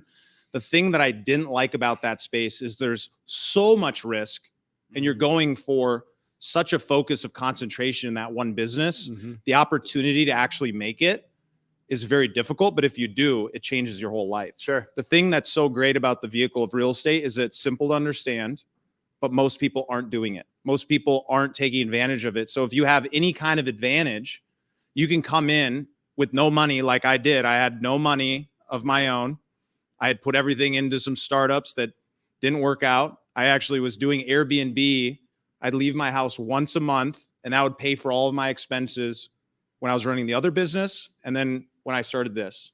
So the thing that's so great about real estate is just a vehicle. And if you can understand the vehicle of real estate, you can use that as a tool to understand how to invest.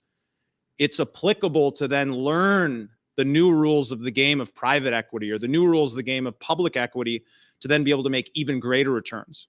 Because real estate has a lot less risk than private equity. Mm-hmm. But the way most people make millions of dollars is in real estate, but the way they make billions of dollars is in PE. Yep. Because you can take something and buy it for 10 million, roll it up with a couple other projects, and you can sell it at a 10 or a 20x multiple. And so real estate's a great opportunity, no matter what level you're at, to get in the game and start understanding how to think like an investor, because that's where really things open up, because most people aren't thinking like an investor. They're thinking like a consumer. Yeah. Go to school, get a job, work for a 401k and a gold watch and hope someone's going to take care of you. But then when you step back and you think, well, what do I actually need? How does every decision that I make, every dollar I spend, how is that going to lead to ROI? And it could be money, but it also could be relationships. It could be knowledge. It could be happiness and impact. It could be a lot of things, time. Yeah. And you can look at, and when you start thinking like that, you recognize like, oh, I want to drive a BMW because it makes me feel good. I like going fast. I like being able to move around and get around traffic. I like the feeling when I get in the car. So financially, is a Toyota cheaper? Yeah, absolutely. But I get a big ROI by driving a BMW, and I enjoy it. It's nothing fancy, but I enjoy it. And then the same can be true that somebody will buy a BMW when they can't afford it. Mm-hmm. And they're buying it so other people think they look cool, but they really look broke. Because if you look beneath the surface, it's not a money-making tool for them. Yeah. It can be if you use it for that purpose. But it's the whole purpose of even most of the talking time about it's this not. stuff. Most of the time, it's that. Cars destroy people. Yeah. The car payment, car insurance, all the tags, title, the whole thing, or especially early on. But if you're a real estate broker and you pull up in a broken down Chevy and you're trying to sell a $2 million house, that person's going to look at you and they're going to say, you're not like me. Sure. Yeah. So it can be a tool when you actually use it like a tool. You're going to drive that Mercedes because you're selling a $5 million house, and that's going to make you a significant amount of money. But you only stretch when you have a purpose behind it and you know, hey, how can I cover the downside? How can I get out of this thing? How can I cancel the lease? Just like Richard Branson did when he started the airline, Virgin Airlines. He went to the biggest risk in airlines is, well, if it doesn't work out, I've got these huge leases. So he signed a deal with Boeing saying, hey, we'll pay you this amount of money, but if it doesn't work in 12 months or 24 months, we'll hand you back the keys and we don't owe you anything. Yeah. So he covered his downside and he went forward and was able to create something that he eventually sold. But that's how he's done it so many times. Is you want to think like these people think, so you can go and take big hits, but not take big risk. Where wouldn't you buy multifamily? I would not buy multifamily in California. I would not buy multifamily in New York. I wouldn't buy it in Seattle. I wouldn't buy it in Portland. And Denver's probably 5 years away from me saying I wouldn't buy it in Denver. I still buy in Denver. Denver's a great market. We're making good money there, but we're slowly pulling back and making sure that every deal we do has even more upside, because as these states start changing and following policies that are anti-landlord, makes it hard to run a business. It makes it hard to justify the capital expenditure, and it just increases the risk. And so you have to think, would I buy a property in California for $10 that I know I could sell the next day for $100? Absolutely. So I would say I stay away from those types of places that have those policies, but if it's a deal, it's a deal. Sure. You know? Sure. But what about smaller markets? Would you No. buy multifamily in smaller markets? Yeah, I love like tertiary markets is what they call it, like fancy term in the commercial world. These little markets can be great because there's not big players in it. So for example, we've been buying in Des Moines, Iowa for almost 6 years. And what's great about Des Moines is it's kind of a sleeper. Yeah. No one thinks this is like a sexy market, but the returns are sexy. 8-10% cash flow, double your money in 5 years, sometimes even triple it. Like there's big opportunities, but interestingly enough, you want to be ahead of the curve. You want to have your foot in there before the institutions come, because what we're noticing is a lot of them are actually pulling out of some of those markets I mentioned, and they're pointed at the Midwest, and they're Pivoting, deploying dollars, and they're using strategies that they have to use in very competitive markets. And it makes it difficult to do business. And so if you can be ahead and have all those relationships, you know the market, maybe you sold the comparable down the street on the property you're buying, you have an advantage. And so there's a lot of money to be made in small markets. There's risk. You need to make sure there's enough population growth and there's strong jobs. But what most people don't know about Des Moines as an example is people are making on average in Des Moines $100,000 a year. Mm-hmm. The cost of living is 25%. Compare that to LA, 35%, Denver, 33%. I'm not exactly sure what it is in Phoenix, but I'm sure it's up there. So their dollar goes a lot farther. And these people are working in insurance. They're working in ag. They're working in tech. They're working in banking. So they're pretty stable jobs. And so when you have people who can afford to pay, it's much simpler to bump rents 10% in a market where rents are $800 versus in Denver where they're $1,800. Yep.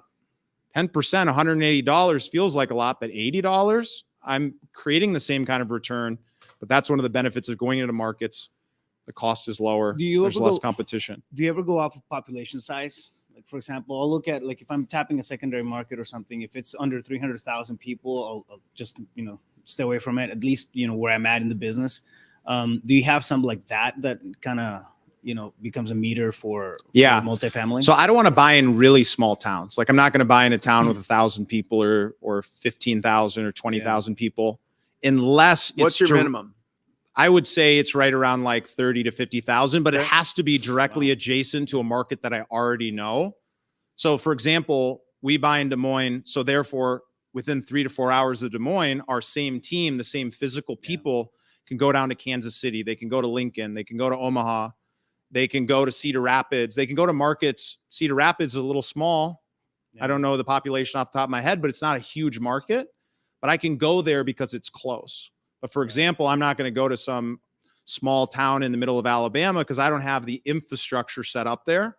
I would want to first set up shop in Auburn or in Huntsville, buy 1,000 or 2,000 units, and then be able to start tapping on some of these other areas that are nearby, because my same people that I'm employing can go and do that work. Whether they're an employee or a property manager you have a good relationship with, once you understand, you can spider out, but you shouldn't do it just right off the bat. For these big commercial, because this is commercial, right? Multifamily is commercial. Yeah, it's commercial residential. And don't you need a sponsor? A sponsor? Yeah.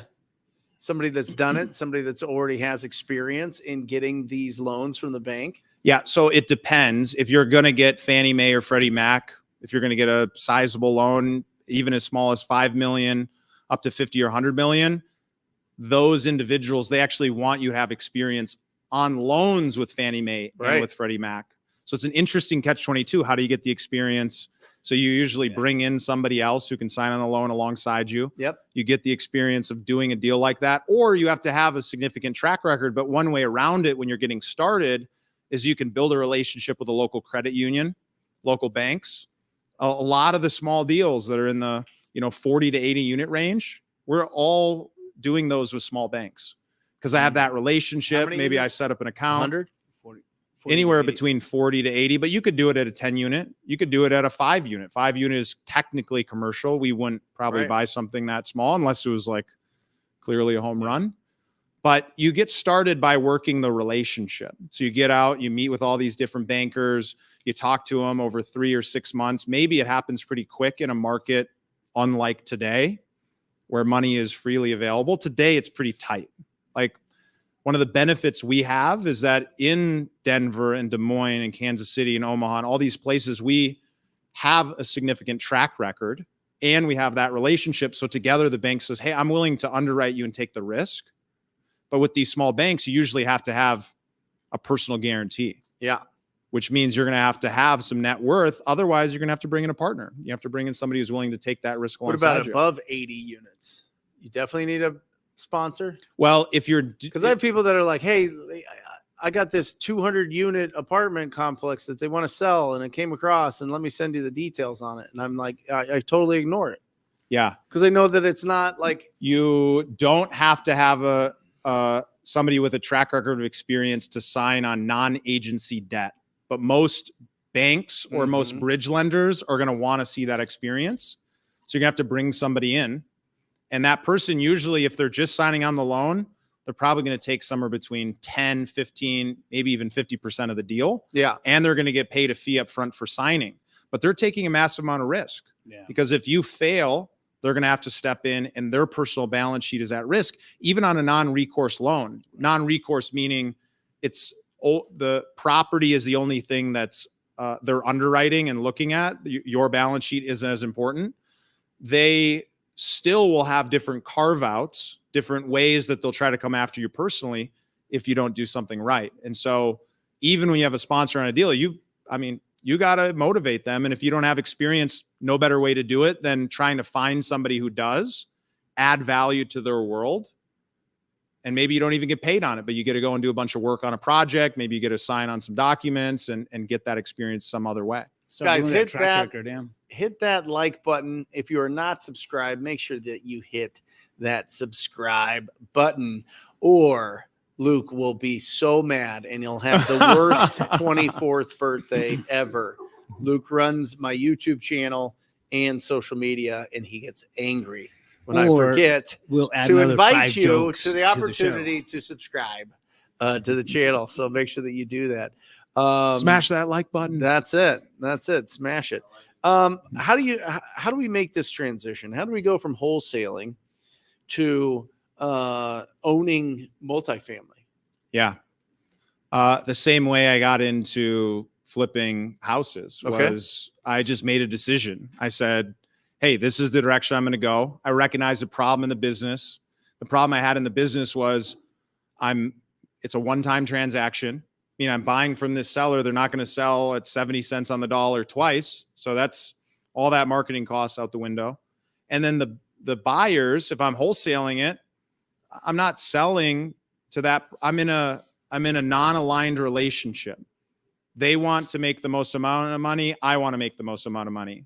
So there was always conflict. It always felt like there's a big resistance here. Yeah. And then it's pretty difficult to scale. I mean, when you're buying houses across the country, I physically had to go show up on a regular basis, but I'm putting a lot of trust into other individuals who are going to make a decision that I'm going to be personally responsible for. Buying a bad deal, poor construction management, these types of things.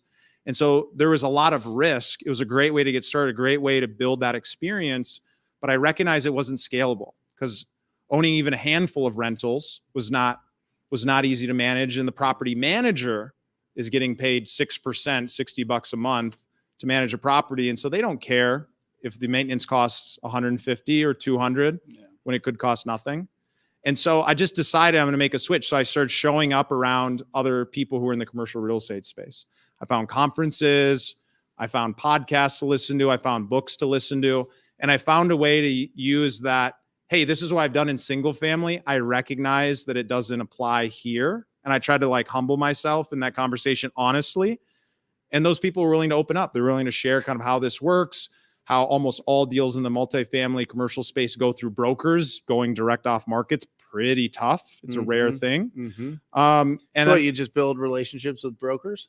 Yeah. So you start building relationships with brokers. You figure out where in the stack you win. So in a commercial deal, you need to either have the money, you need to be an operator, or you need to be able to find deals. So you pick one to start, right? And I knew how to find deals, and I knew how to operate, and I knew how to put money together, but it was in kind of a new space. So I started out by going and looking and finding deals and bringing them to the table and then partnering with folks on them. And then I brought my capital relationships together. And as a result, you start with one. That's how you get your foot in the door. You do a couple of those deals, and then you can start doing it on your own. Yeah. I like it, man. You mentioned, I think the principles 2 and 3 click, right? I mean, they go in alignment with that, right? Where you call your number out. I think it's not just about the number, but I think it's about running your own race. You figure out what it looks like for you. So when you're asking, how do we jump into it? You work backwards from that, that number, right? Or that vision that you have for the type of life that you were like explaining earlier. So, and then you start adding the power team members, the people that you jive with to that journey, and it all makes sense. Like, let me give an example. I'll give 2 examples. One, somebody who doesn't have any money, and somebody who's like Brent, who's got a lot of money. This guy's printing money over here. It's a money machine. So somebody who doesn't have money, but has time, has some unique skill set, some unique advantage. You want to go find the other people who are doing it, and you want to find a way to add value to them. Adding value could be finding deals. Adding value could be making introductions. Adding value could be coming to the organization, working for free or working for a salary. Prefer working for free because then it puts you in a position to be more of a partner than an employee. Once you start taking that paycheck, you're forever going to be an employee in that person's mind, most likely. So you find a way to get in and add value, and you think about it from this place of, these skills could make me a lot of money. So let me develop the skills. So you go in, you work under somebody, you add value in some way, and you know that you're not going to make a lot of money doing that. Maybe it happens, but you go in with the perspective of, I'm not going to make money. I'm going to learn skills, and those skills are going to make me money. Versus if you're somebody like Brent or anybody else who's making a lot of money, if you're making $500,000 a year, $1 million a year, God, even $300,000 a year, it can be difficult to let go of that consistent income that you have to step out into the game of not making money and learning skills.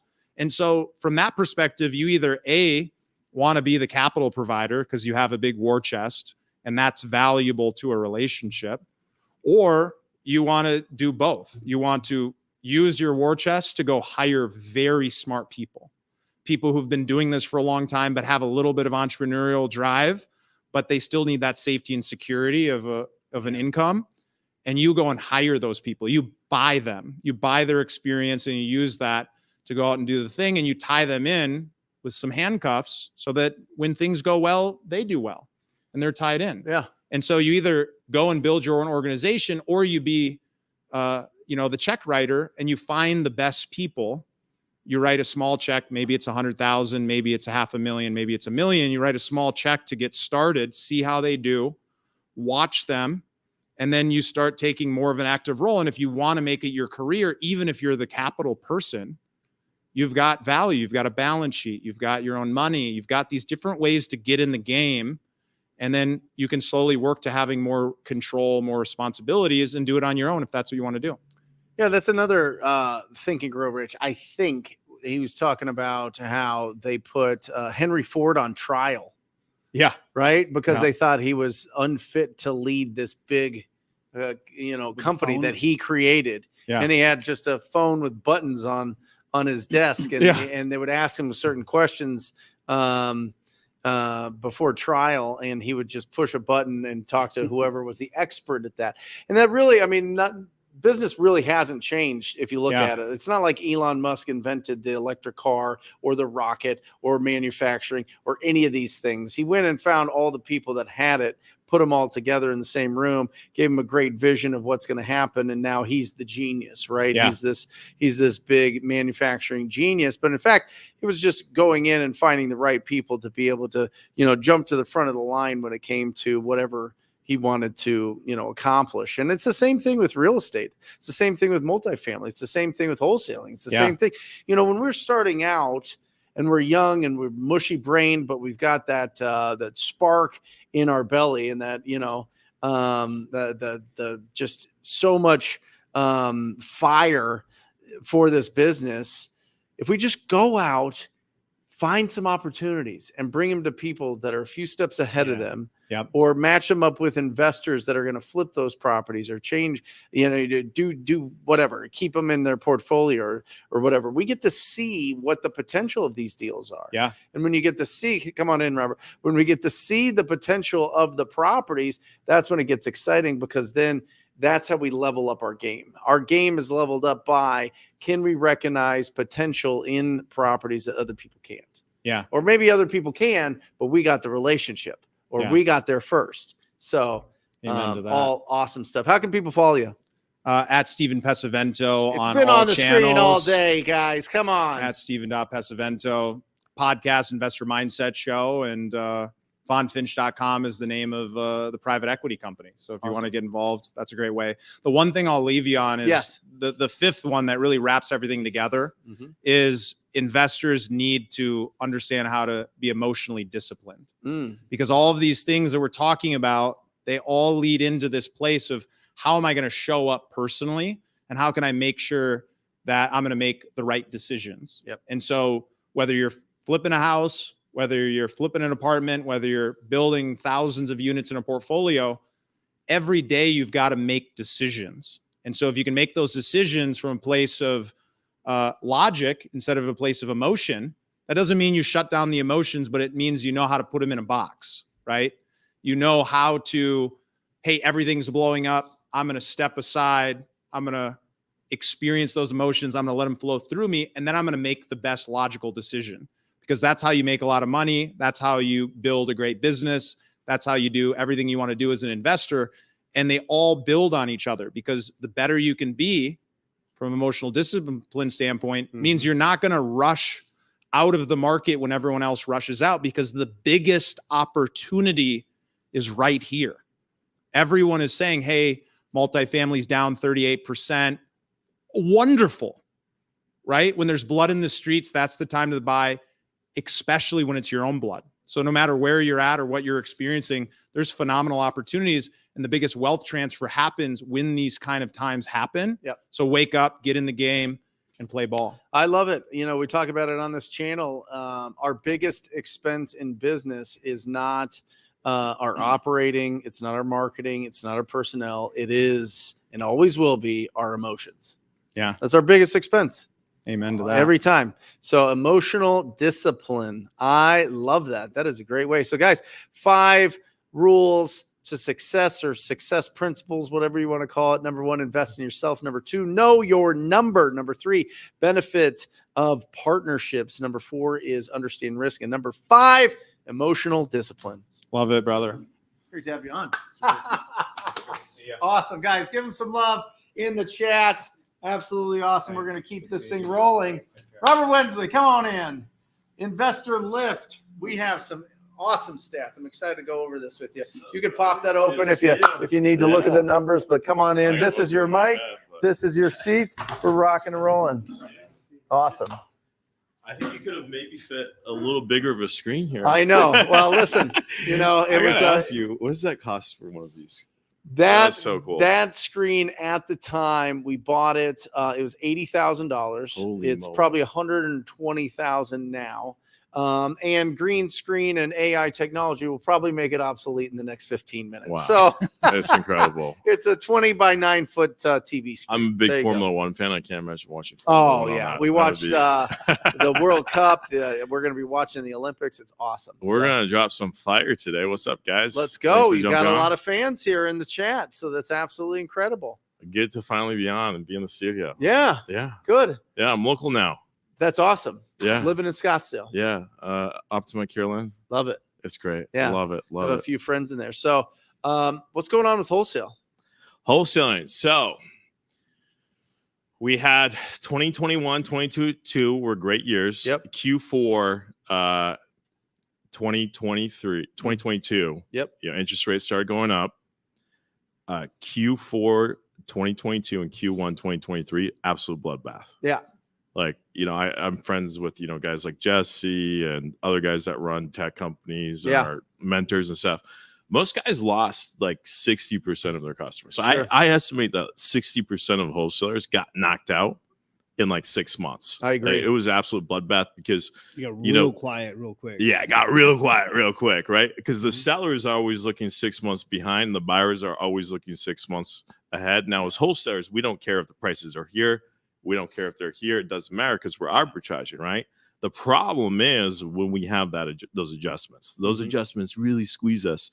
So what we saw in the data is, absolute bloodbath. All the beginner wholesalers just getting crucified. Mhm. Now, the good news is we've gone through that adjustment phase. The seller's expectations, the buyer's expectations are now starting to align. So the market is now efficient once again. Awesome. Is very efficient.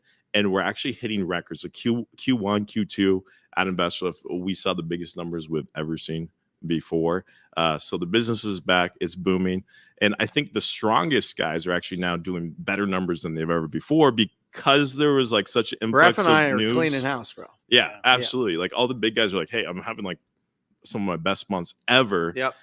Buyer demand is at all-time high. Offer volume is at all-time high. We're selling stuff at 98.7% of asking price, which is really great. Offer acceptance rate is at the highest point that's been since June 2022. Awesome. So this market is back and it's efficient. The good news is if you were one of those big guys that like had access to capital and could tighten your belt a little bit and really like get sales, get like all your processes and everything to 11 out of 10. Mine was about 11 out of 10. The guys that went 11 out of 10 through that squeeze now are picking up all that market share from all the noobs that were. It's funny you mentioned fine. that, man. That's exactly what I did over the last year. I just went in and honed in on the biz ops, just fine tuned the SOPs, the process, and all that stuff. And we're seeing like the benefits of all that stuff. Like, it's not really downtime; it's an opportunity to clean your stuff if it's not, where you want it. 100%. I think we're going to see more of that with the new wholesaling regulations. Like that's going to make it more difficult in a lot of states to wholesale or do some variation of that. So people are going to have to get capitalized, or they're going to have to innovate on agreements or whatever it is. I think we're going to see over the next few years, the big guys are going to get bigger. Yeah. The barrier to entry is going to increase. Wholesaling was the last business where you could walk in with no cash, no credit, no education. If you had a cell phone, a laptop, and some hustle, you could go make $1 million your first year. I think those days are going away. We're starting to shift more into this new era of like professional wholesaling. I love it. Yeah. What is Investor Lift for everybody that doesn't know? Yeah. So if you've been on a rock and you don't know what Investor Lift is, we are a Zillow for trap houses. We've sold 1,000 houses, Mm, earning our customers $1.2 billion in assignment fees. And that's Love just it. what we see through the system. So we connect deals with buyers. So if you have a wholesale deal anywhere in America, we got $5.4 million or 5.4 million buyers locked and loaded in the system. And a lot of great tools to help you match your buyer with a deal.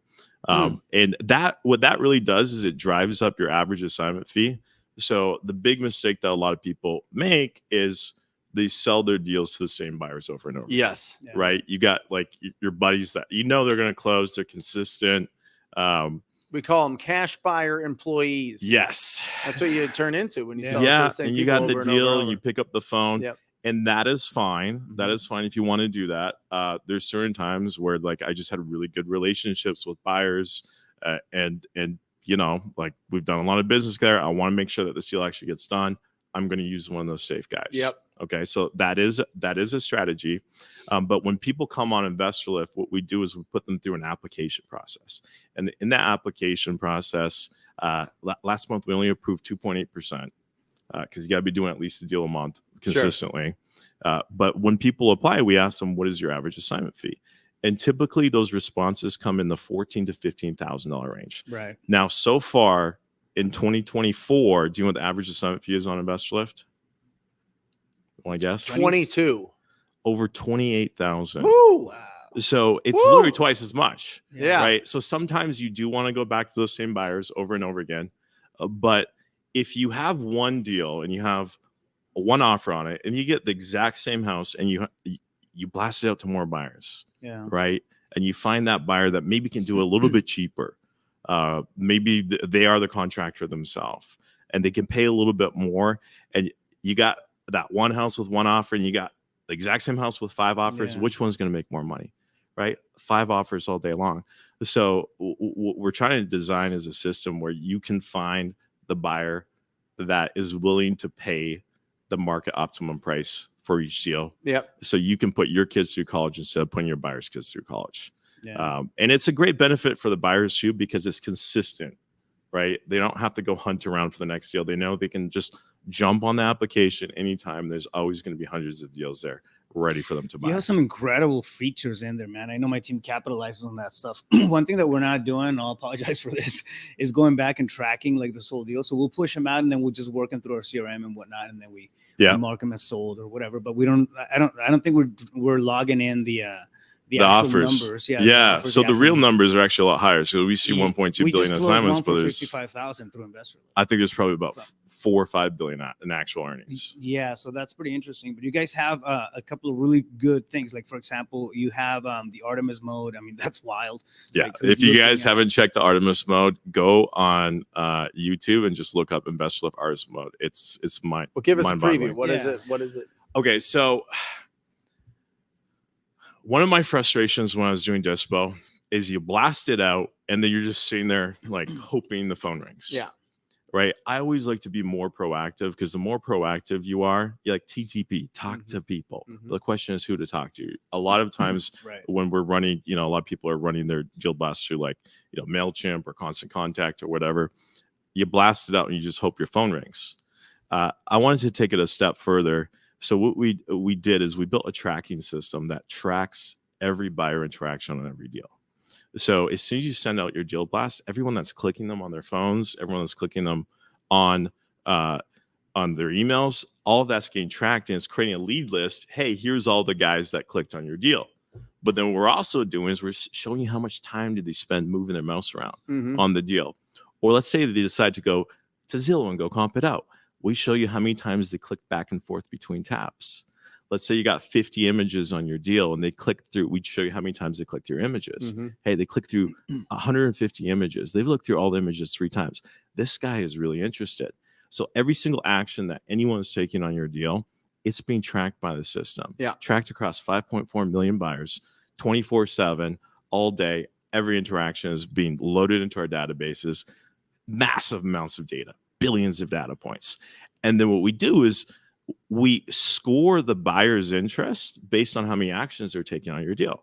So when you have a dispo manager, the art of dispo is how do I make the most amount of money with the least absolute minimum amount of work? Yeah. So instead of blasting out the deal and just hoping some people call. You see a list. Here's all the people that looked at it, but it's ranked in order from most interested to least interested.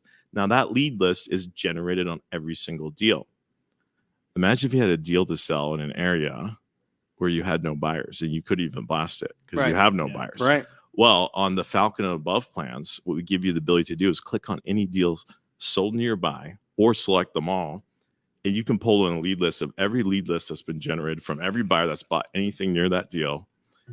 And that allows us to go sell deals literally in hours instead of days or weeks, and in really tough areas. Like RJ Bates was just on my 11 out of 10 podcast, and he was saying he sold a deal in like Utah, and he found a buyer on Artemis mode, even though there's only one. It was like out in the middle of nowhere. The guy literally went on a snowmobile to go look at the deal, To go check it out. to go check it out, and he sold it and made 20K rip on a deal that no one would ever touch, but it's because he had that data. Well, I see a lot of people doing that, right? They're getting pay-per leads in smaller markets because the cost per lead is much lower, right? Way it's lower, from $50 to $150 as opposed to $350 to $700 in the major markets. Getting on Investor Lift, finding which areas there are actual buyers, targeting those areas with paper leads, and then just matching up the sellers with the buyers. Yeah, I'll tell you a funny story. Seeing that a lot? Yeah, I'll tell you a funny story. This was actually, someone posted a YouTube video of this. So it's a customer I haven't even met, but I saw a YouTube video of it a few months back. I do not condone this, by the way, but it's an interesting story. So a lead comes in a very rural market, and it's in an area like there's not even a town nearby. Like there's nothing. Yeah, it's out there. It's in the sticks. And they're about to throw the lead in the trash, but they had just joined InvestLift that day. And now we're famous for Dispo, but we also give every single one of our users a free motivated seller site in case they don't have one, or in case they have one that sucks. We just give it out for free. And on the last step of that motivated seller lead form, they can click a button and ask them, it opens up their camera and they can walk around their house taking pictures of their house. And then when that lead submission comes through, it comes through with the photos. Not everyone does that, but about 20% of leads will actually submit with photos. Now, when you get those photos, it's great. So this house is out in the middle of nowhere. Like, we don't have any buyers out here, but we just bought an Investor Lift and we do have the photos. So the acquisition manager goes and just downloads the photos from leads, clicks convert lead to deal, and then uploads the photos there. I was like, let's just see what happens. The homeowner was asking $40,000. They put down the lead form. They never even talked to the seller yet. They're like, let's just see what happens. And they click send at $60K. And literally 5 minutes later, full price offer out in the middle of nowhere, $60K. Someone took it. So then they call back the seller. They're like, yeah, we can give you $40,000 for your house. Yeah. Don't do this, guys. Don't do this. But it shows like the power of like, if you have data, you can start doing deals that normally you couldn't do. Now, I have been shitting on rural markets for a long time. I've been absolutely saying they're trash. Stay focused on the major cities. That's where all the money is. LA, DC, Washington State, Colorado, like all those high price point areas. RJ came on my podcast, on the Investor podcast a couple weeks ago, and he pushed me on this one because he said, you know what, the problem with the major cities is the cost per lead is getting just so out of control. And I said, yes, I do agree with that. He said, my bread and butter is the rural areas. I'm like, yeah, but the problem is dispo. The reason why I shit on rural markets is because when I look at the days it takes to sell a deal, your cash conversion cycle, there's only two numbers that matter: return on ad spend and cash conversion cycle. That's Say it again. Return on ad spend and cash conversion cycle. Those are the only two real numbers that matter in wholesale. We track a million other different things, but at the end of the day, when you plug a dollar in marketing, how many dollars you get back and how fast do you do that? So the rural markets have these really long cash conversion cycles because dispo is so difficult. And then they have very high contract fallout rates. Some of these counties, the average contract fallout rate is north of 70, 80%. And then when people do push them across the finish line, they're only making 5, 10, 15 grand. So I'm like, why waste your time? But he pushed back on me. He said, look, if you can just find the perfect buyer for each of these rural deals, you can do deals where nowhere else can. That's where all the volume is. All the volume is on rural. I said, yeah, but you still have this dispo problem. He's like, here's what I do. I go on InvestLift, and when I get a deal in a rural market and I find that perfect buyer, it might take me a few days that first time, but then I make a note. Hey, in this city, this is the perfect buyer. He buys everything. He's like, I got a guy in Montana where literally he'll drive anything in the state he'll buy. He'll drive 8 hours to look at a deal. We have a couple guys that, Yeah. Yep. So find that perfect buyer, identify them, and then the next time a lead comes out in that real market, you got that perfect buyer for it. I'm like that. I mean, that's so obvious. So I was like, okay, let me test it. So every week we do Dispo Live. If you guys haven't been on Dispo Live, definitely check it out, where we just jump on. Anyone can join. You don't have to be part of InvestLift. You bring a deal and we pick a deal from someone on the call and we sell it live. And my team's on those calls every week. Yeah, they're incredible. It's like the best Dispo. It's free thing that we do for the community. YouTube? Yeah, it's on YouTube. Yeah, absolutely. If you go on any of our YouTube videos, there'll be in the descriptions, there'll be a link to go register for it. But after we did this podcast, I was like, you know what? Instead of doing something that's easy in a major city that we know we can sell, let's take something rural. We took a deal that was rural. Okay. And I called up. First I tried selling it myself. I'm working it for like an hour. So I get a few decent leads. Then I'm like, screw this. I'm going to call RJ. I call RJ and I say, hey, do you have some buyers in the city? He gives me 3 names. I call those 3 guys. All 3 of them want it. I'm like, oh shit, there's something here. So here's what we're doing. I was thinking, how can we take what RJ is doing and do that at scale?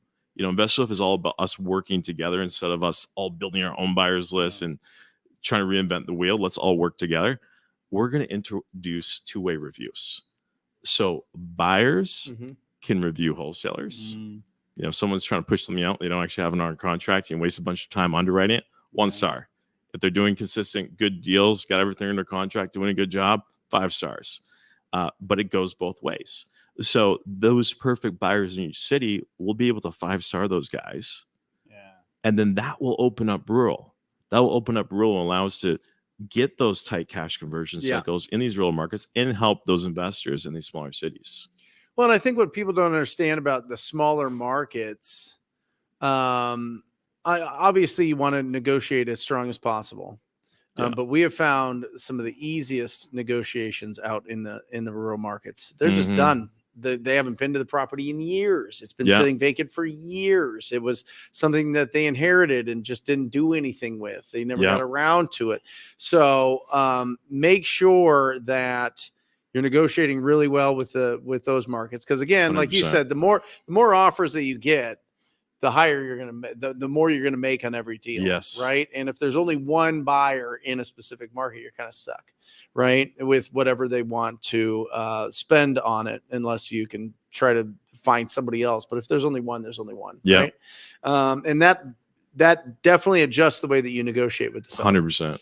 This just rolling out the strategy for the virtual markets, the small markets. I mean, for us, InvestorLift is one of the key tools that we use for that kind of stuff. I have a really solid buyers list in Maricopa County, and I know we talked about this before. So it's like, oh, cool. I mean, it's sitting on my laurels right there. But as soon as I panned out and I had to tap into all these areas, we had to go crazy every single time we had a deal and scramble, right? So we still have this elaborate process of building a buyers list. But when we threw InvestorLift in, I mean, it's just, the ease of it was just way gangbusters. Yeah. I think you told me a story when you first came on InvestLift years ago. You sold a deal for a student like the first week. Yeah. And the guy was from Africa and he made like 140,000. Yeah. In Houston. And the guy was one of your students in Africa. Yeah. David. Yeah. He's awesome. That is a great podcast for you guys to check out. Yeah. He's incredible. But yeah, he was in Houston and didn't have buyers, but he was on the phones. He was making calls from Nigeria. From Nigeria. And locked up a deal, brought it to us and for Jeremy to help out with, and we got it sold. Yeah. Wow. I mean, listen, this isn't rocket science. You know, we're matching up people that want to buy properties with people that want to sell them quickly. And what we have found, the rural buyers, there's a question here on who buys rural and why. I'm curious because they get great deals. Yeah. And there's a lot of Section 8 guys that like all they do is Section 8 and like rural is a ton of that. But I mean, a lot of these guys have crews that will travel within 2 hours of a major city. And there's a tremendous amount of mining towns and old industrial towns and all these other towns that there's still some economy there. Not a tremendous amount. It's not like they're growing, but they're not ghost towns. You know what I mean? there's people that will live there and want to live there and enjoy living in a small town. And so those people want, good looking properties as well. 100%. Yeah. And I think it's really good for the US if we can figure this out, because like our infrastructure is collapsing, our cities are going to shit. Like you just like look on the news, look at like, San Francisco or Portland or Seattle. Yeah. But also in these rural areas, you drive through some of these rural towns and they look like goddamn battlegrounds. And the government's not going to fix that. No. The only people that are going to fix that is people that are on this call right now, right? Like it's up to guys like us that will come in and bring these properties back to life one by one by one. Where are you seeing the biggest assignment fees? Biggest assignment fees. You want me to pull up the stats? I do. Well, I can tell you. Okay, so here's the thing. I posted. People always you want me. posted it. People. You sent it to me. I sent it to you. Yeah. Yeah, he sent me the map. The map. Yeah. And I have to pull up posted the it to map. my pay Facebook attention. page. Let me see if I can find it as you're talking. Yeah. So people always want to know, like, what are the magic markets? Okay. I think that that's the wrong question to ask, because when we're wholesaling, we're looking for a certain type of buyer. Okay. We're looking for the unicorns. So when we find that unicorn, it doesn't necessarily matter where they are. What we want to be thinking about when we're doing market selection is the first thing we want to think about is we increase in price point, we make higher assignment fees. Yeah. Okay. It's way easier to make a $50,000 assignment fee on $1 million property in Santa Monica than it is to do on a row house in Baltimore. Right. Yep. So higher price point markets are going to earn us those banger assignment fees. But as we go into higher price markets, what happens is deal volume drops off significantly. Yes. Okay. So deal volume will go down as people have more money, they have access to more capital. They don't end up in these sticky situations as often. So deal volume goes down, and also competition for those deals increases. Okay. So there's that trade-off. So what you got to be thinking about is, okay, where do I find the balance, right, between deal volume and average assignment fee? And I'll tell you the exact number. The exact number, well, it's a range. $100,000 to $400,000 average purchase price is where 72% of all assignment fees are earned. So that's really what you want to be looking for. You want to be looking for those markets that are priced 100 to 400,000. As you go above 400,000, yeah, you get bigger assignment fees, but they're way more far and few between. You're competing against way more people. That's the sweet spot. 100 to 400,000. And I like major metros with 500,000 plus population. But if we can figure out this rural stuff and figure out a system to find those perfect rural buyers, we'll be able to take that formula and start expanding to these rural markets more, because population and the number of leads you get also are inversely correlated. Most leads come in rural markets. Right.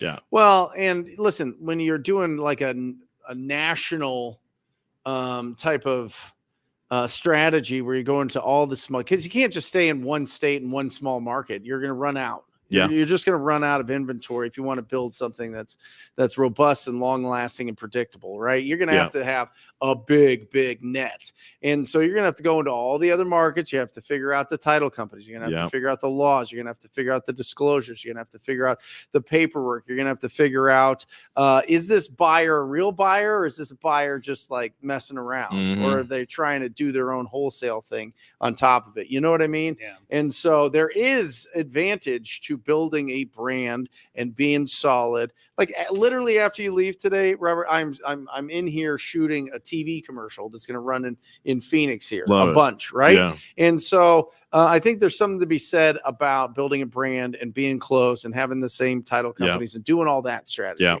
So don't go do the whole country. That's well, and that's the strategy a lot of people are thinking is, let me open up, because this is taught a lot. Let me open up Google ads to the entire country.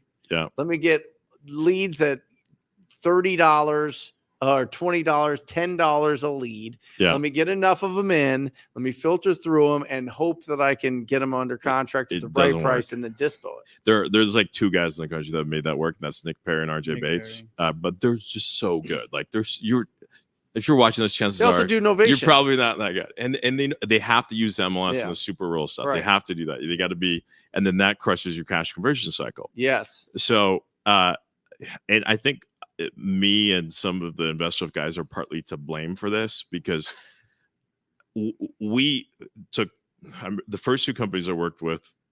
First one took to $1 million. Second one did 150,000 a month to over 2 million a month in 11 months. A third one passed $1 million. Fourth one, like these are like the first like 4 investment companies. The fourth one was pretty much 0 to over 2 million a month in 8 months, and then held 2 million a month for over a year before they actually blew up that whole company. But that's another story. Yeah.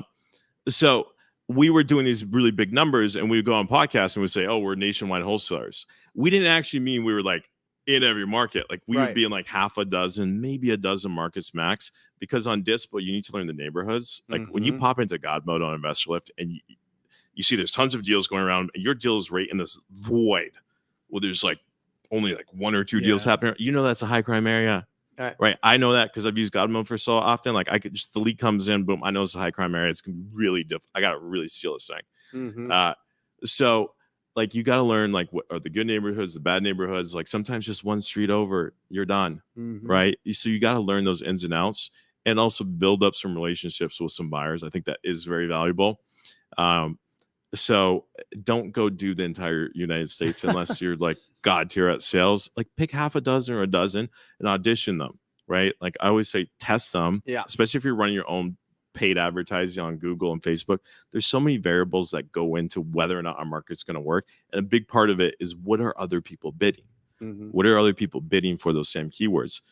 You want to look for market asymmetries. A market asymmetry is going to be where I spend a little bit of money and I get an outsized return, right? I see a lot of guys are running at like 3x ROAS. I'm like, that's insane. That's break even. 3x is break even. Yeah. Once you get 5 to 10, that's where the business starts getting sexy. Oh, for sure. Do you have any idea of the lead generation sources from the seller side? Do you have any of that, or is that just the lead generation, you know like what I on mean? the deals that come into Yeah, like how Investor? many, what percentage are cold calls, what percentage are text, what percentages are web leads, Yeah, what that's a good percentage are question. direct mail? You know, or, I'm not what I mean? tracking that right now, That'd but be one of the interesting. things we do ask people about on their application forms is like, you know, what percentage are you Sure. spending on different channels? I would say the big guys, like the really big guys doing north of $500,000 a month, they're typically 70 to 80% on digital. Most of that Yep. being on Google, Yep. maybe a little bit on Facebook. all roads lead to pay-per-click. Yeah. I'm telling you, right? 100%. I mean, that's how you can really get scale and be able to control it. Because you could do paper lead, but paper lead gets a little bit hairy when it gets watered down by all sorts of different shenanigan leads. And when we've heard about a lot of that going on there's a- recently. there's There's a a big lot of drama going on in the industry about there's a that. lot. There's a big difference between people that are searching and the people that get interrupted. And Yeah. interrupted leads are not nearly as qualified as people that are searching. Yeah, and the biggest thing too is your cash conversion cycle, right? So when you're doing direct mail Yep. and you're doing texting and calling, like when you spend the money, if you do a direct mail piece, you know, it's 6 months before you start getting money back. So it's really long cash conversion cycle. So you're growing like this versus once you get over on digital, you're going like this, Yeah, right? You can just turn your money way more times. I love it. I think it's a ramp up stage. What kills everybody on the PPC stuff. People will try it for a month, 2 months, and it hasn't really locked in yet. And you don't see results. I mean, that's just what happens at the beginning. I mean, we were talking about that earlier, but it happens at the beginning. You have to give it time to work, and once it does, it starts to really you know, clock in and ramp up. Yeah, Jerry Norton and Brandon Bateman and we did a whole 5-part series on like how to think about Google Ads. So you guys haven't checked that out. It's on Jerry Norton's channel. It's fantastic. Great 5-part series. What I recommend if you're watching this and you're thinking about getting into Google Ads, don't get into Google Ads until you have at least 6 months budget reserved, right? If you're going to be like, hey, I'm doing $5K a month. Totally agree. Make sure you got 30 racks like on the side dedicated just for that and run it for 6 months. But I wouldn't go straight into PPC because there's so many things that can go wrong. I would start, you know, you got to start with texting and cold calling and like the cheap stuff, right? Because you have a lot of like you got to do all the shit that doesn't scale to get those first few deals. Yep. But then once you get a few deals, get the reps in, like to understand, get your reps in. Yeah, you're gonna if you go to PPL or Google Ads, you're gonna waste so much money. When I see newbies come in, they're like, "Oh, I'm spinning up my Google Ads account." I'm like, No, bro. oh my God, you're going to waste so much money. Well, and it's not so much there is, you got to be really good. You got to be really fast to those leads. But the flip side is you got to be really good at negotiating and building the rapport, because if we get a lead and that same lead goes to our site as they do somebody else that just came into it, we're going to beat them like a drum. Yeah. I mean, we're just going to beat them every time. Yeah. Because we just have better skills. So work the chops out. I know that it's difficult to talk to a lot of people, get rejected, lose out on deals, whatever it is, but just get those chops so that you can then confidently spend the money and know when those leads come in, you can convert them. Yeah. So critical. Watch your lead to deal conversion rate. Yep. Right. And then what you should be doing is talking to other guys in your markets that are running similar channels and asking them what their lead to deal conversion rate is. So you can benchmark yourself. Right. Because a lot of people are delusional. They think they're good at sales and they're not. I also recommend that you meet some other guys that are good at sales and ask them to review some of your calls to see if you're actually good or you're not. But Robert, how can people get a hold of you? Hit me up on Instagram. Awesome. It's at Robert Wensley on Instagram or at InvestorLift on Instagram. And definitely check out our YouTube. We got 11 out of 10 podcasts. We got to have you on. Ready. Soon. We'd love to have you on. It's got a great podcast. Yeah. Yeah, it's great. 100% free, obviously. And shoot me a DM if you're interested in learning more about InvestorLift. InvestorLift.com. Now, listen, you might be able to build a successful company, but can you hit a balloon with a dart from the other side of the carpet? That is what we got to see, because we got to give some stuff away here, Robert. All right. You want to get some stuff away? So you get the darts. Raph's going to set you up there. Darts. Okay, Guys, I like here we this. go. Okay, we got some segments. Those are loaded darts, bro.